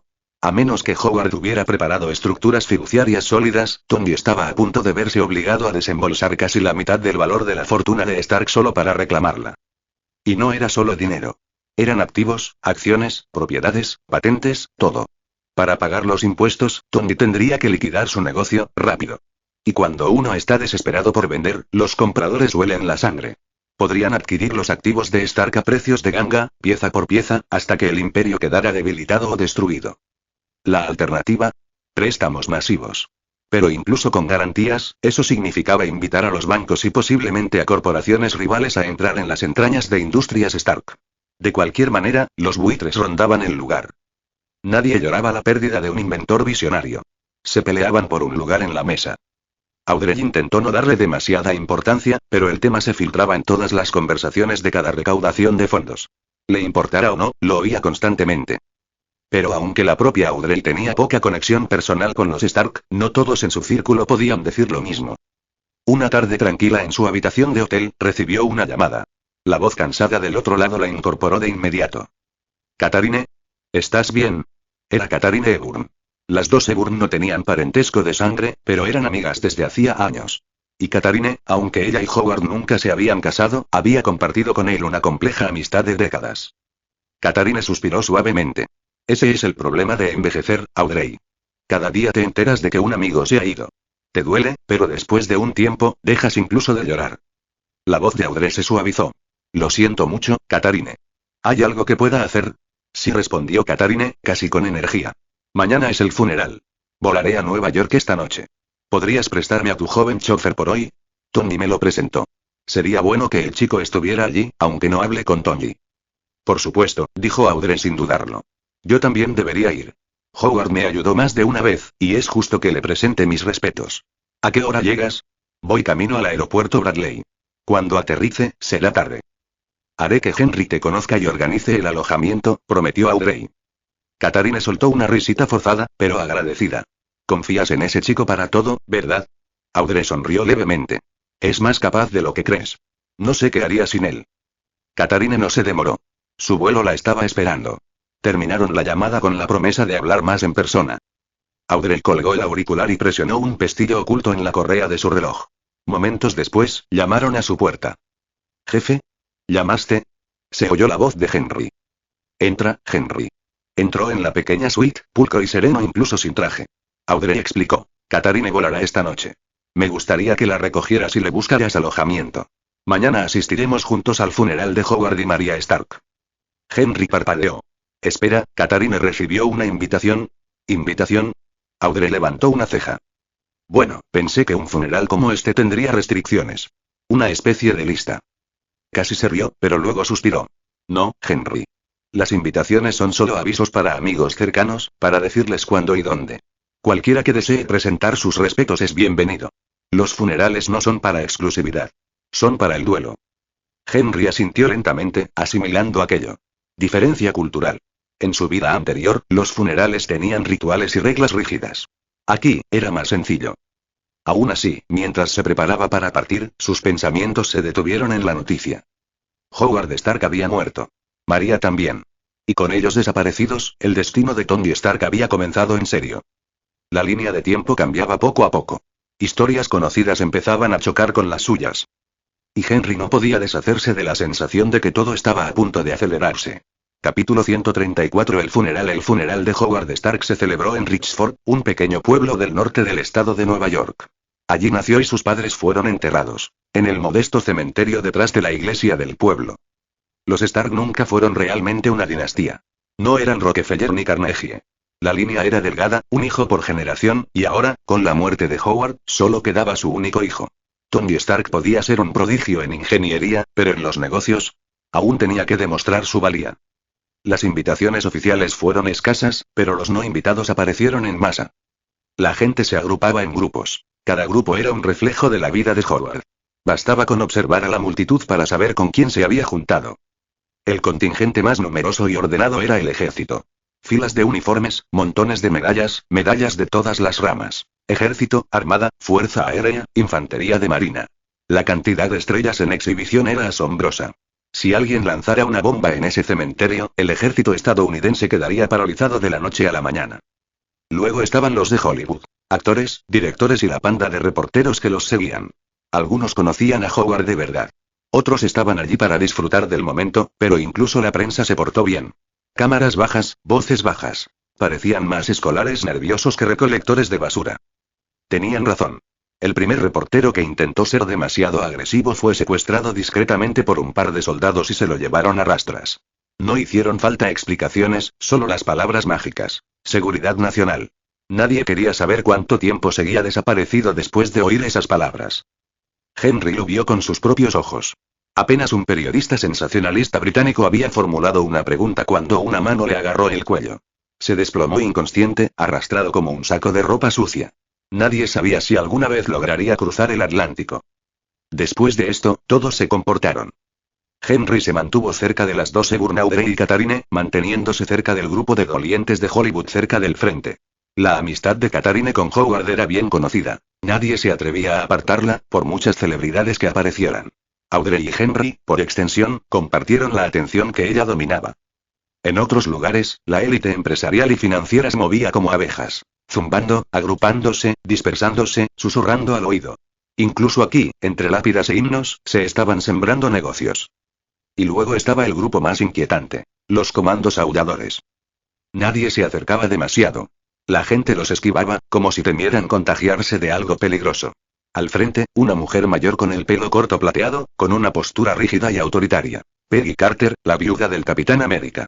Junto a ella, un anciano demacrado con el pelo canoso y ralo. Detrás de ellos, figuras envueltas en vendas, rostros ocultos bajo abrigos, siluetas que no eran del todo humanas. Una cola peluda se movió una vez. Una mandíbula lupina reflejó la luz. Henry conocía las historias. Monstruos, héroes de guerra, leyendas, los comandos. Pero una figura lo cautivó más que nadie. Un hombre de hombros anchos con una gabardina negra, cabello castaño con vetas grises y un solo ojo brillando detrás del otro, cerrado por una cicatriz desde hacía mucho tiempo. Nick Fury. Excepto que, era blanco. La mirada de Henry se detuvo demasiado tiempo, y Fury la captó. Una mirada aguda, afilada como un cuchillo. Henry apartó la cabeza bruscamente, inquieto como un joven despistado que se hubiera equivocado de persona. Se aseguró de parecer inofensivo, torpe, casi avergonzado. Solo un niño demasiado curioso para su propio bien. Fue una actuación, por supuesto. Pero con gente como Fury o los comandos es mejor hacerse el tonto que despertar sospechas. El funeral en sí fue sencillo, presidido por el sacerdote local, quien parecía abrumado por la presión del momento. Las oraciones y los ritos fallaron un par de veces, pero a nadie le importó. La verdadera autoridad en el proceso no era Tony Stark, que se mantenía oculto tras gafas de sol y en silencio, sino Edwin Jarvis, el mayordomo de la familia Stark. Jarvis no solo dirigió la ceremonia, la comandó. Al abrirse paso entre la multitud, la gente se apartó instintivamente, como si el mismísimo Moisés hubiera entrado en la sala. Incluso Obadiah Stane, socio de Howard desde hacía mucho tiempo y el segundo mayor accionista de Industrias Stark, le cedió el paso. Henry reconoció a Jarvis no de vista, sino por la forma en que saludó personalmente a Catherine Hepburn, hablándole con genuino respeto. Ninguna otra estrella de Hollywood recibió tanta cortesía. Confirmó lo que todos ya sabían. Su conexión con Howard era más profunda que la de la mayoría. El servicio pasó al entierro. El ataúd de Howard fue llevado por 6 generales, hombres de todas las ramas, clasificados por las estrellas que llevaban en los hombros.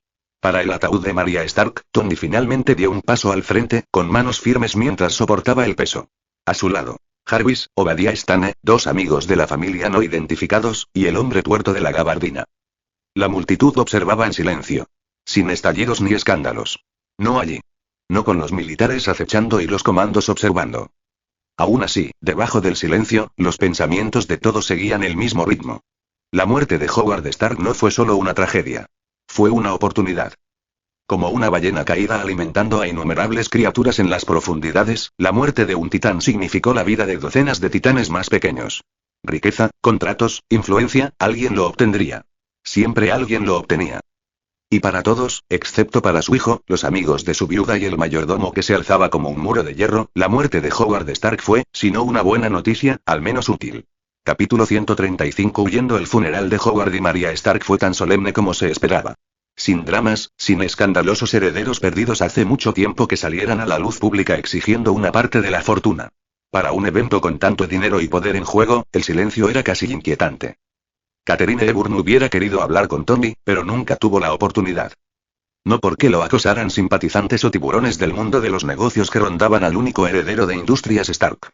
La verdad era más simple. Tony no estaba allí. Solo apareció 2 veces. Una para ayudar a cargar el ataúd de su madre y otra en el entierro final.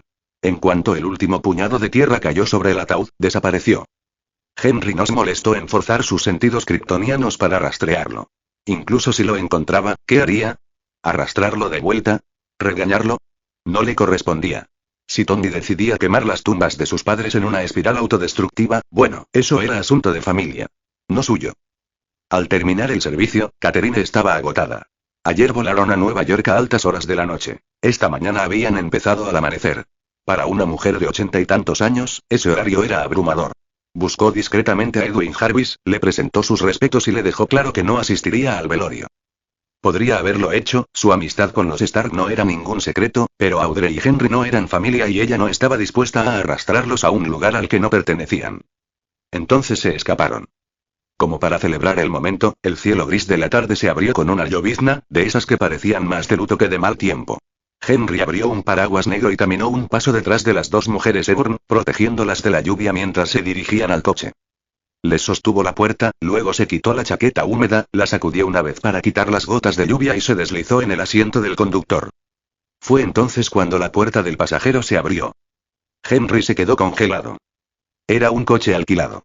Si hubiera sido suyo, habría lanzado al intruso por la puerta y a medio aparcamiento sin pensárselo 2 veces.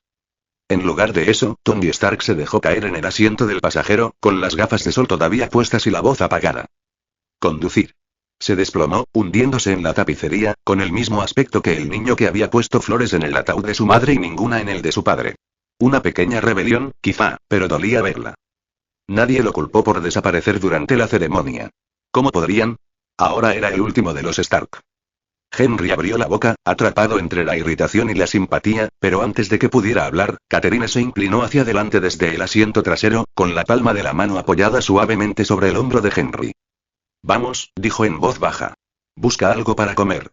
Después de tantos discursos, pensé que era pura palabrería, resulta que solo tengo hambre. Y una anciana no puede permitirse saltarse las comidas. Henry sonrió levemente, se abrochó el cinturón y preguntó, ¿alguna preferencia? Nada del otro mundo, respondió Catherine.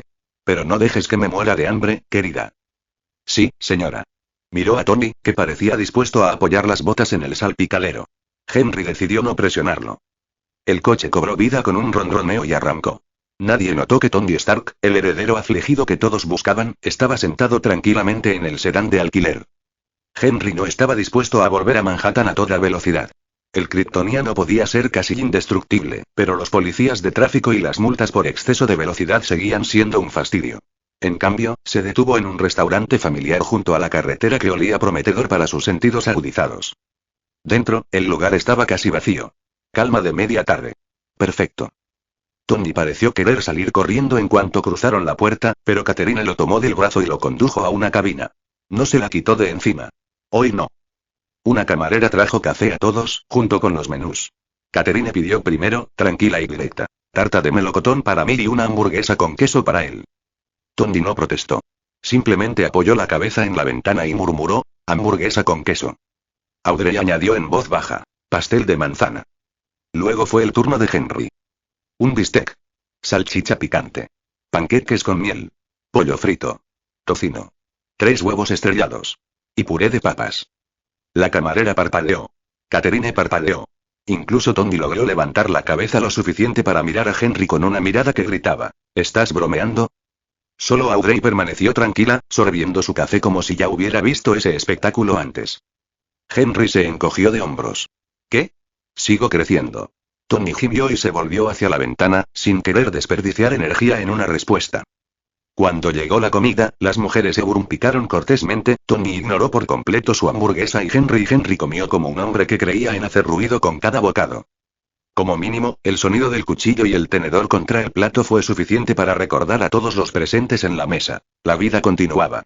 Capítulo 136. Los chicos y su orgullo. Por mucho cuidado que Henry intentara tener, comer rápido siempre hacía ruido. El tintineo de los cubiertos, el crujido constante al masticar, suficiente para irritar a Tony Stark hasta que el joven heredero puso los ojos en blanco con tanta fuerza que fue un milagro que no se le pegaran. Finalmente, Tony explotó. Con la rebeldía de un adolescente enfurruñado, agarró su hamburguesa con queso y le dio un mordisco exagerado y ruidoso, masticando con la sutileza de una cortadora de césped. El mensaje era claro: a esto pueden jugar dos. Normalmente, unos modales en la mesa tan atroces habrían merecido una dura reprimenda para cualquiera de los dos chicos. Catherine Hepburn había sermoneado a hombres adultos para que se avergonzaran por menos. Audrey no fue mucho más amable. Pero hoy, ambas mujeres no dijeron nada. Simplemente observaron, silenciosamente indulgentes, mientras los dos chicos libraban su ridícula competencia. Claro, el campo de juego estaba desnivelado. Henry había pedido la mitad del menú. Tony pidió y una hamburguesa. Estaba perdido. Efectivamente, cuando la hamburguesa se acabó, Tony no se detuvo. Extendió la mano por encima de la mesa, agarró el panqueque con miel de Henry, que aún no había tocado, y lo mordió con furia. El jarabe pegajoso le manchó los dedos mientras masticaba ruidosamente, fulminando a Henry con la mirada como si lo desafiara. Henry no gruñó ni se enojó. Simplemente levantó la mano, llamó la atención de la camarera y dijo con calma: otro pastel de durazno, otro pastel de manzana, otra pila de panqueques con miel y una orden grande de papas fritas. Incluso Audrey, acostumbrada al apetito kryptoniano de Henry, parpadeó sorprendida. Henry sonrió tímidamente. Lo hicieron quedar bien. Pensé que yo también debería probarlo. Cuando llegó la comida, Henry mantuvo su ritmo constante y atronador, devorando plato tras plato. Tony finalmente bajó el ritmo, pero nunca se detuvo, empujando, agarrando, comiendo como un lobo hambriento. Al final, la mesa quedó limpia. Henry se recostó, palillo en mano, con aspecto de estar cómodamente satisfecho. Lleno como un 70%, según sus cálculos. Tony, en cambio, estaba destrozado, desplomado en la cabina, con el estómago estirado, lamiéndose la miel de los dedos grasientos. Y fue entonces cuando Catherine perdió la paciencia. ¡Zas! Su mano le agarró la muñeca. ¡Qué asco! Sacó un paquete de toallitas húmedas de su bolso y, con la autoridad de una abuela que trata a un nieto rebotoso, le frotó los dedos a Tony hasta dejarlos limpios. Él frunció el ceño todo el tiempo, pero no se resistió. En lugar de eso, mantuvo su mirada fija en Henry. Henry casi podía sentir el calor de esos ojos quemándolo. Si Tony Stark tuviera visión de calor, el kryptoniano ya estaría hecho cenizas. Pero Tony no lo hizo. Y a Henry no le importó en lo más mínimo. Después de todo, la envidia de un genio significaba que estabas haciendo algo bien. Finalmente, Tony rompió el contacto visual, se frotó los ojos enrojecidos y dijo con naturalidad, como si nada: ¿qué pasaría si simplemente me alejara de Industrias Stark? Renuncie. Lo dejé. ¿Qué dirías a eso? Las mujeres Hepburn se quedaron paralizadas y en silencio por el shock. Henry, sin embargo, ni siquiera parpadeó. ¿Qué diría yo? Se encogió de hombros. Diría que tiene todo el sentido. Sinceramente, me sorprende más que no lo hubieras pensado antes. Tony se enderezó. ¿Qué se supone que significa eso? Henry tomó un largo sorbo de café, pidió que le sirvieran más y luego respondió a su propio ritmo pausado. Si Howard Stark aún viviera y hubieras decidido alejarte, construir algo desde cero, habría sido más difícil. Mucho más difícil que simplemente tomar las riendas de Industrias Stark. Pero ahora... Se inclinó hacia adelante y agudizó el tono. Ahora tu padre se ha ido. Y estás rodeado de buitres. Si te alejas, si decides construir algo propio en paz, eso es inteligente. Incluso sensato. Intentar mantener intactas Industrias Stark cuando todos los codiciosos de Wall Street andan rondando. Eso es suicidio. Tony abrió la boca, pero Henry insistió con voz firme. Desde cero, podrías reconstruirlo. Quizás tardaría 70 años. Pero tu padre lo hizo. No me digas que no pudiste. Podrías construir Stark Industries tú. Sin duda. Pero si te quedas, si heredas, si intentas llevar la corona, pase lo que pase, pierdes. Si sigues adelante, la gente dirá que es solo porque Howard sentó las bases. Si fracasas, se burlarán de ti diciendo que no te pareces en nada a él. De cualquier manera, nunca recibirás el reconocimiento. Dejó su taza sobre la mesa. Sí. Empezar de cero se va genial. Más limpio. Más fácil. Sin la sombra de un padre muerto, sin parásitos en la sala de juntas, sin un imperio que te encadene. Solo tú, tu taller y lo que quieras construir. Eso suena a ti, Tony. Eso suena coherente. Entonces su mirada se elevó, tranquila y despiadada. Y no finjas que se trata de dificultad. No lo es. No corres porque sea demasiado difícil. Corres porque es suyo. De Howard Stark. Y no lo soportas. Las palabras golpearon como un martillo. Tony apretó la mandíbula, pero no emitió ningún sonido. En cambio, sus nudillos golpearon la mesa una y otra vez, acentuando cada golpe con la misma maldición gritada. Joder. Joder. Joder. Los platos tintinearon, el café se derramó y por un momento todo el comensal pareció temblar de furia. Capítulo 137. Cuida tu lenguaje. Tony parecía estar a 2 segundos de hacer un agujero en la mesa. Oye, oye, oye. Henry saltó, con las manos en alto como si intentara detener a un rinoceronte furioso. Cuidado con los muebles, Stark. Si los rompes, los compras. Tony se congeló a mitad del golpe, mirándolo fijamente. Henry insistió. Mira, si de verdad quieres empezar de cero en tu garaje, lo único que te queda es lo que tengas en tu cuenta bancaria. Créeme, no querrás gastarte el dinero en una mesa. La mejor estrategia: no rompas nada desde el principio. Tony enseñó los dientes, señalando a Henry como si quisiera estrangularlo. Sus manos incluso se curvaron en falsas garras, extendiéndose hacia adelante y luego retirándose, como un gato demasiado indeciso para golpear. A un lado, las dos damas Eburn observaban en silencio, atónitas. Nunca habían visto a nadie intentar animar a un hombre apuñalándolo en la manada hasta que reaccionara. Era como ver a alguien tirado en el suelo, negándose a levantarse, y otra persona simplemente lo pinchaba con un cuchillo hasta que el dolor lo obligaba a levantarse. ¿Un desastre? Sin duda. ¿Efectivo? Y sorprendentemente, sí. Después de rechinar los dientes por un largo momento, Tony finalmente espetó. ¿Tienes que ser tan idiota al respecto? ¿Por qué no? Henry ladeó la cabeza, observándolo como si Tony acabara de hacerle la pregunta más tonta del mundo. No soy tu padre, así que no me corresponde sermonearte. No soy tu madre, así que no necesito mimarte. No soy tu hermano, así que no necesito hacer equipo contigo. No soy tu esposa, así que no tengo por qué apoyarte. No soy tu hijo ni tu nieto, así que no te debo respeto. Definitivamente no soy tu empleado, así que no tengo por qué besarte el trasero de multimillonario. Diablos. Ni siquiera sé si somos amigos. ¿Nos hemos visto, cuántas veces? Unas cuantas. Pero incluso si fuéramos mejores amigos, lo diría sin rodeos. Así soy yo. No miento. Entonces, si lo que digo suena duro, no es mi problema, es que tus oídos son demasiado sensibles. Quizás deberías preguntarte por qué te pita en lugar de quejarte. La mandíbula de Tony se tensó. Henry no se detuvo. ¿Y en serio, qué demonios fue eso cuando entraste aquí hablando de dejar Industrias Stark? ¿Crees que tengo derecho a voto? ¿Crees que quiero que me culpen por cualquier tontería que cometas?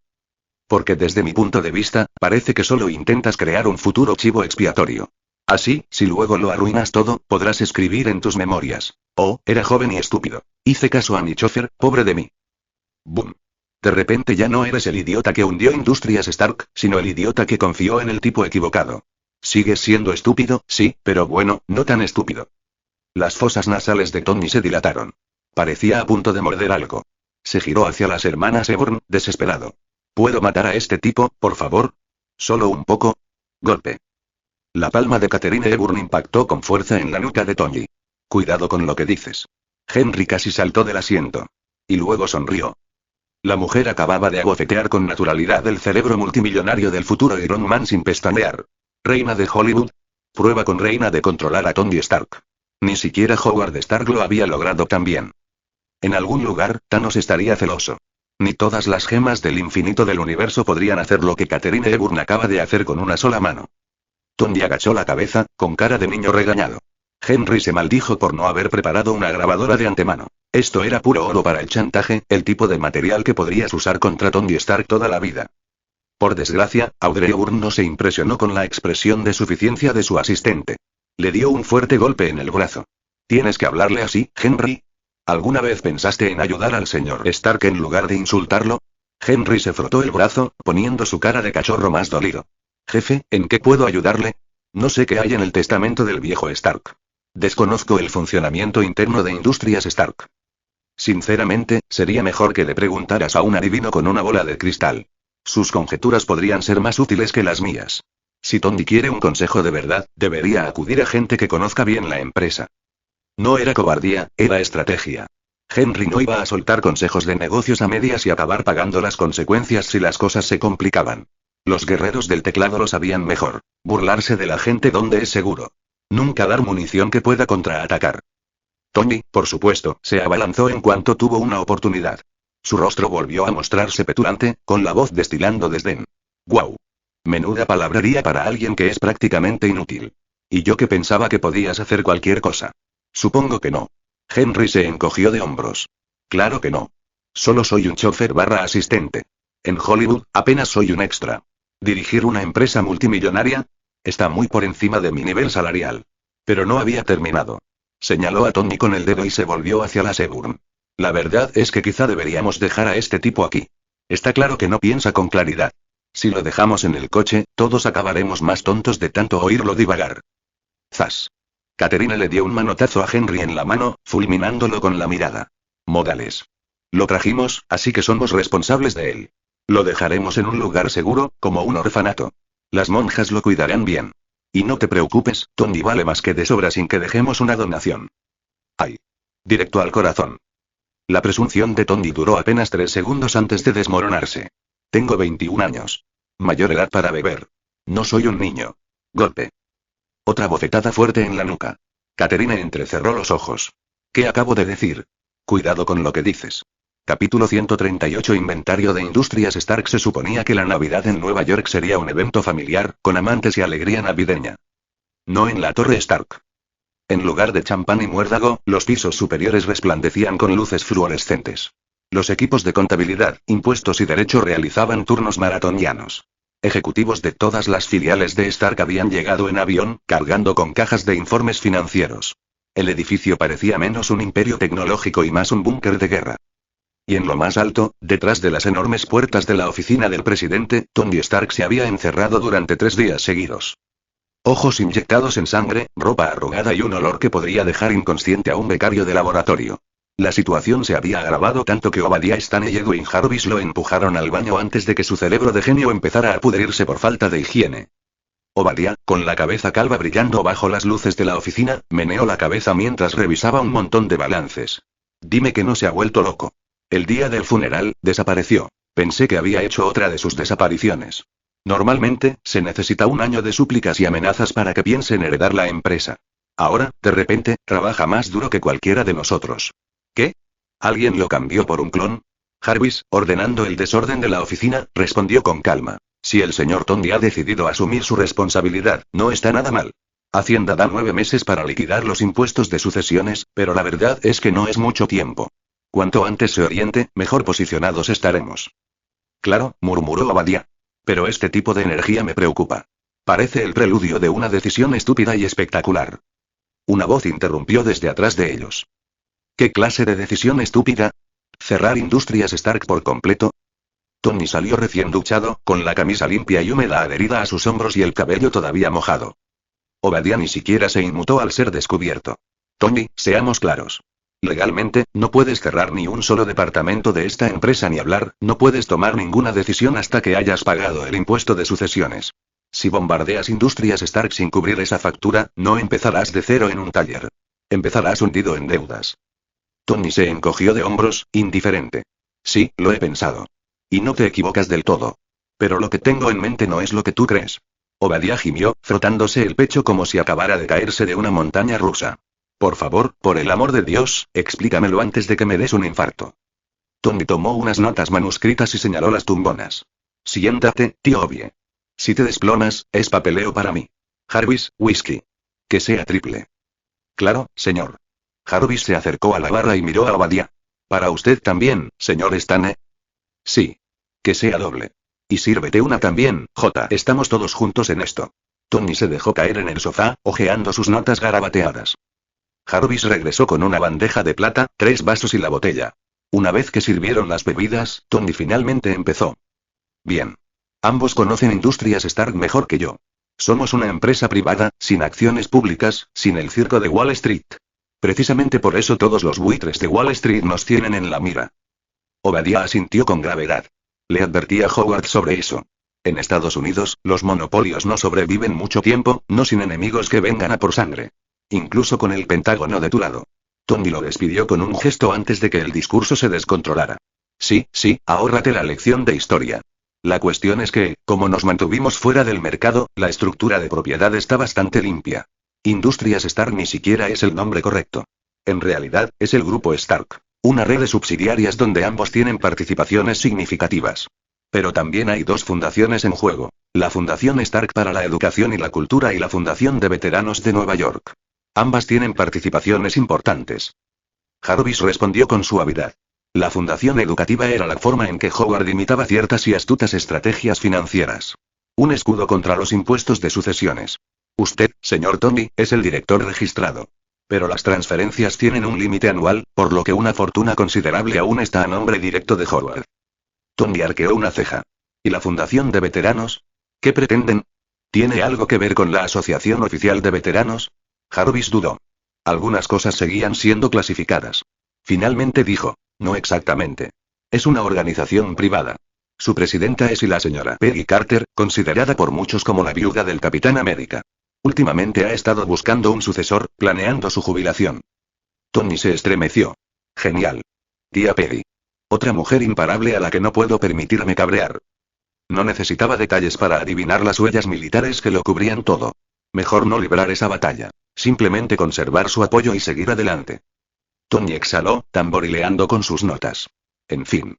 Después de 3 días de hurgar en el infierno, ya tengo los cálculos. ¿Cuánto le debo al tío Sam? 3.400 millones. Y eso después de recortar la grasa. Es varias veces más que toda nuestra reserva líquida junta. La sonrisa de Obadiah tenía un dejo de alegría malsana. De verdad, considérate afortunado. Si hubiéramos salido a la luz, los periódicos te habrían pintado como deudor de decenas de miles de millones, quizá incluso de cientos. Al menos, el mundo exterior no tiene ni idea de la magnitud real de la factura. Tony removió el whisky en su vaso, con una sonrisa burlona en los labios. Oh, soy muy consciente. Y tengo un plan. Capítulo 139. El plan de transformación. Que la prensa se coma la mierda, murmuró Tony, ya molesto. Solo le gustaban los periodistas altos, guapos y con un martini en la mano. ¿Y si firmaban? Olvídalo. Tiró un archivo sobre la mesa. ¿Sabes cuál era el mayor defecto de mi padre? Quería hacerlo todo. Un poco de petróleo, un poco de minería, un poco de defensa, algunos productos de consumo a medio hacer. Nada malo en teoría, pero tampoco nada realmente dominante. Extendernos demasiado solo significaba que los de marketing nunca podrían hacer un esfuerzo real en ninguna dirección. El golpe no fue sutil. Obadiah Stane había sido el socio de Howard en el aspecto comercial, el que manejaba los mercados y las ventas mientras Howard hacía de científico loco. La expresión de Obadiah se agrió. Desmantelar la estrategia de tu padre no resolverá tu problema, Tony. Ahora mismo, lo único que importa es reunir suficiente dinero para tus impuestos. Si quieres quejarte de Howard, bien, hazlo cuando no tengas que pagar miles de millones. Tony sonrió con sorna. Qué curioso que digas eso, tío Obie. Porque ahí es precisamente donde entra mi solución. Voy a optimizar la empresa. Vender activos. Reducir gastos innecesarios. Centrarme en la precisión en lugar de en proyectos apasionantes. Deslizó una hoja de papel sobre la mesa. Aquí está la lista de venta. Obadiah lo robó todo y casi se ahoga. Yacimientos petrolíferos de Texas. Operaciones mineras en el extranjero. Incluso algunas de las divisiones más rentables que Stark poseía. No hablarás en serio. Estas son gallinas de los huevos de oro, Tony. No se vende la gallina de los huevos de oro. Precisamente por eso podemos venderlas, replicó Tony. Porque sí que tendrán precio. Las divisiones sangrientas. Inútiles. No podemos regalarlas sin que se rían de nosotros. Obadiah gimió como quien ve a alguien quemar un billete de lotería premiado. Tu padre era imprudente. Y ahora tú eres igual de imprudente. Tony lo ignoró y extendió 2 hojas más. Esta es para las divisiones que vale la pena conservar, pero que necesitan una reestructuración o una fusión. Y esta tocó la otra es para lo que desmantelamos o desechamos. Los empleados pueden transferirse a divisiones en expansión o aceptar una indemnización generosa. Es su decisión. Ambas listas eran densas, por delante y por detrás, con la letra de alguien que realmente había hecho la tarea. No era un heredero consentido agitando la mano y diciendo vende cosas. Esto era calculado. Y aquí está el truco, continuó Tony. Hacemos públicas nuestras divisiones. Todas. Incluso las que planeamos vender. Jarvis arqueó una ceja. Maestro Tony, salir a bolsa genera capital, sí, pero debilita el control. Precisamente por eso su padre se resistió a Wall Street. Lo sé. Pero usamos el mercado como herramienta. Nos liberamos del peso muerto, lo convertimos en liquidez y nos centramos en lo que importa. Obadiah se inclinó hacia adelante, entrecerrando los ojos. ¿Y qué importa? Tony dejó caer la última hoja. El ejército. Siempre lo ha sido y siempre lo será. El Pentágono es nuestro aliado más poderoso, pero no son leales. Se pasarán a otro proveedor en cuanto dejemos de entregar. Así que redoblaremos la apuesta. Reorientaremos Industrias Stark hacia la defensa y las armas. Divisiones de consumo. Si están relacionadas con defensa, se quedan. Si no, se retiran o se venden. Marketing. Se acabaron. Y más de defensa se quedan. Todo lo demás, se recorta. Construimos una fortaleza alrededor de nuestro núcleo. Para cuando los competidores se den cuenta de que hemos cambiado, será demasiado tarde para entrar. Olvídense de los centavos. Tomamos el reino. Obadiah y Jarvis volvieron a estudiar las 4 listas. Y por primera vez, fue evidente. Tony no estaba improvisando. Había diseccionado todo el imperio y planeado una verdadera transformación. No era una rabieta. Era una estrategia.